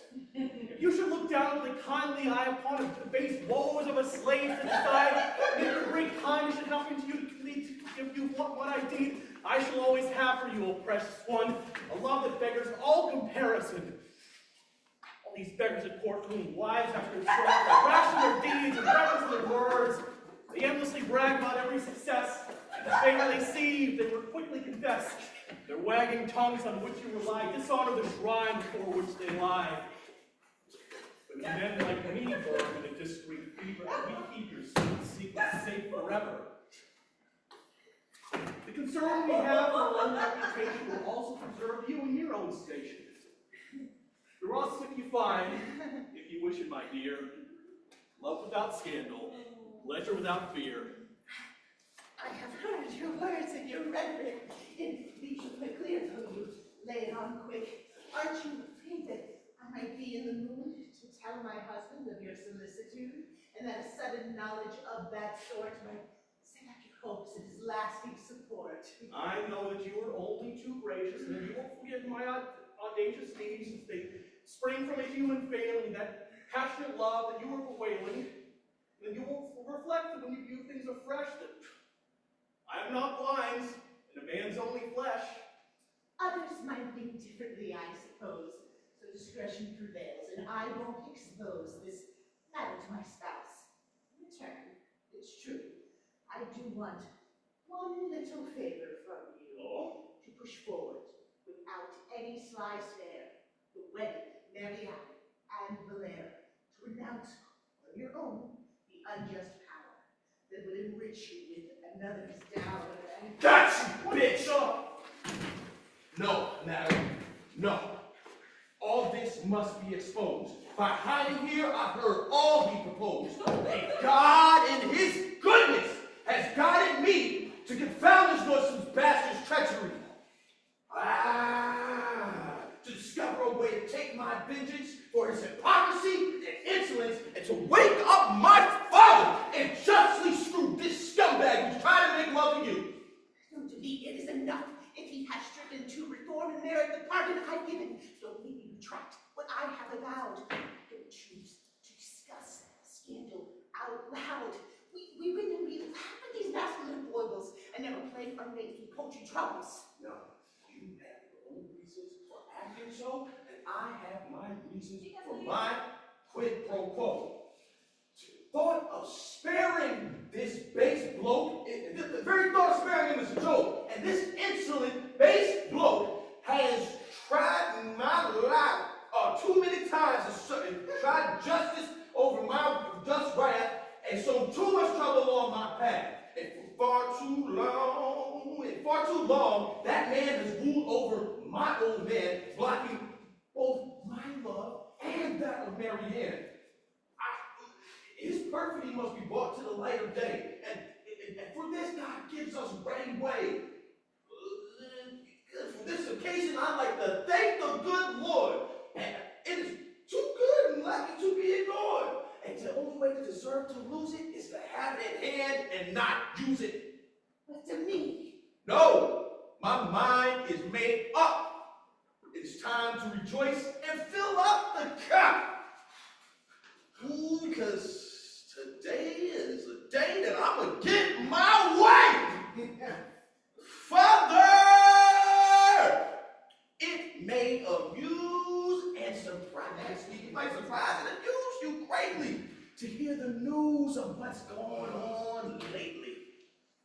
You're being well paid for all your caresses by your friend's response to those tendernesses. And I've heard him here confess to your bride a love that is heartsick and dove-eyed. And his true passion for you has shown his hold and his eagerness to make you a couple. Oh no. And I think that if you knew better, you wouldn't allow this guy to say another word. Look at 57. I think there's something in there. yes. I don't know. I was never disturbed my husband's rest by reporting the words of a silly past. My honor does not demand such a thing, because I'm well able to resist flattering. You would never put that against my view if I had any power over you. What do I hear? Good God, is it credible? Yes, brother, I'm wicked and culpable. A sorry sinner, full of iniquity, as great a wretch as there could ever be. My entire life has been soiled with evil. It's nothing but a massive sinful upheaval. And I see that God has, by punishment, chosen to mortify me with this event. Let them connect any crime with my name. I waive all defense and take all the blame.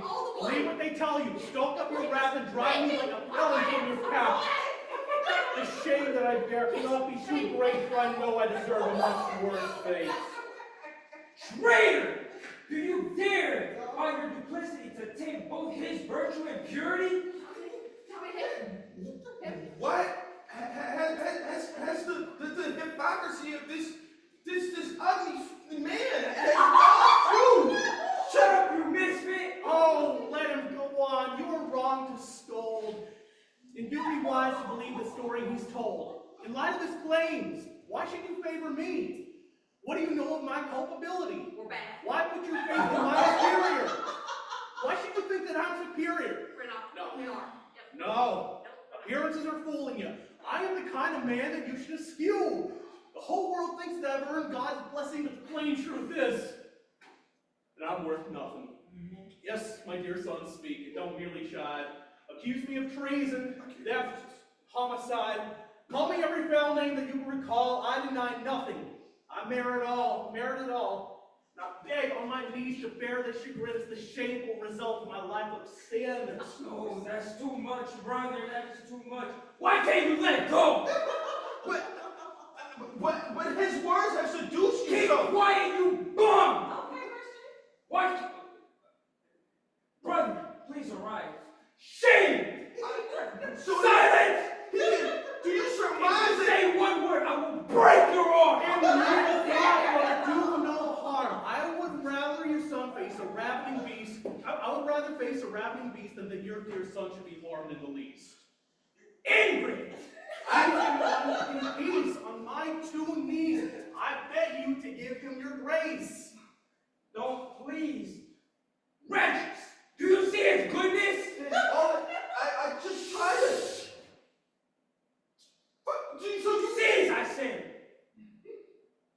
I'm aware of your motive in this forfeit. You all hate him, and now I see how my wife, children, and maid conspire against his life. You imprint try every trick you can to annihilate me from this holy man. But the harder you try to drive him away, the harder I'll try to get him to stay. And I'll hasten his marriage to Mary Ann, to demolish the pride of this whole clan. You will force her to marry this man? Yes, this very night. To see you battle, I defy you all, and stand here. I say, I am the master, and you must obey. Come now, retract your words.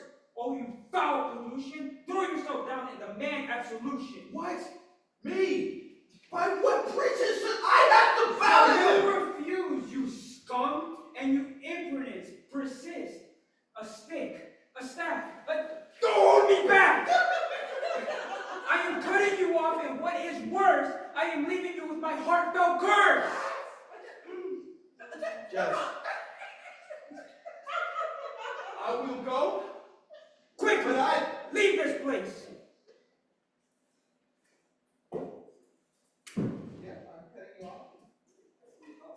I'm cutting you off. What is worse, I am leaving my heartfelt curse! To offend in that way a saintly man. Ah, heavenly Lord, pardon him if you Oh, can. yes, pardon And me. you only saw with what pain I see him trying to blacken my name. Alas, The mere thought of this ingratitude makes me suffer from a torture so crude. The horror I feel, my soul longs to cry. I can't even speak, and I'm sure I will die. you villain! How I regret that I held my hand, and that I did not crush you where you stand. Calm yourself, brother, and try not to cry. Let's stop these squabbles that end in regret. The great friction I've caused makes me grieve, and I believe, brother, that I should leave. Yeah, we'll leave. No, surely you just... They hate me. I see that they want you to doubt my integrity. No, brother, never. Brother, a man's man can easily make her smell speculate. No, For this whole, don't do the actual spit because you have papers in hand. I would prefer safety. So you can just do this like on his shoulder and you go. I can't live without you. Okay, yeah. Well, keep going. Sorry, keep going. Okay, hold on. So no, please with me. I'm gonna try. Okay. Oh, you want to do it? Yeah. Safety first. So let's start with. Okay, let me leave here once and so escape the threat of another low blow. No, brother, I can't live without you. Well, I suppose I will suffer if I do. Still, if you wish. All right, it's a pact. But in the future, I know how I must act. Honor is tender, and friendship engages me to prevent gossip, however outrageous. I'll avoid your life, and you will not see me. Oh, no, in spite of everyone and you and she must often meet. Oh? I love to make a stir, so day and night, let them see you with her. No, that's not enough, but this will make them stew. I don't want to have any heir but you. And I'm going to legally designate you as the owner of my whole estate. And a true friend whom I take as my son is dearer to me than my wife or children. You accept my offer I'm making? May God's will be done this Oh, evening. Hallelujah. Poor man, let's quickly put it all in writing and let their envy choke on its own spitting. Ah! Woo!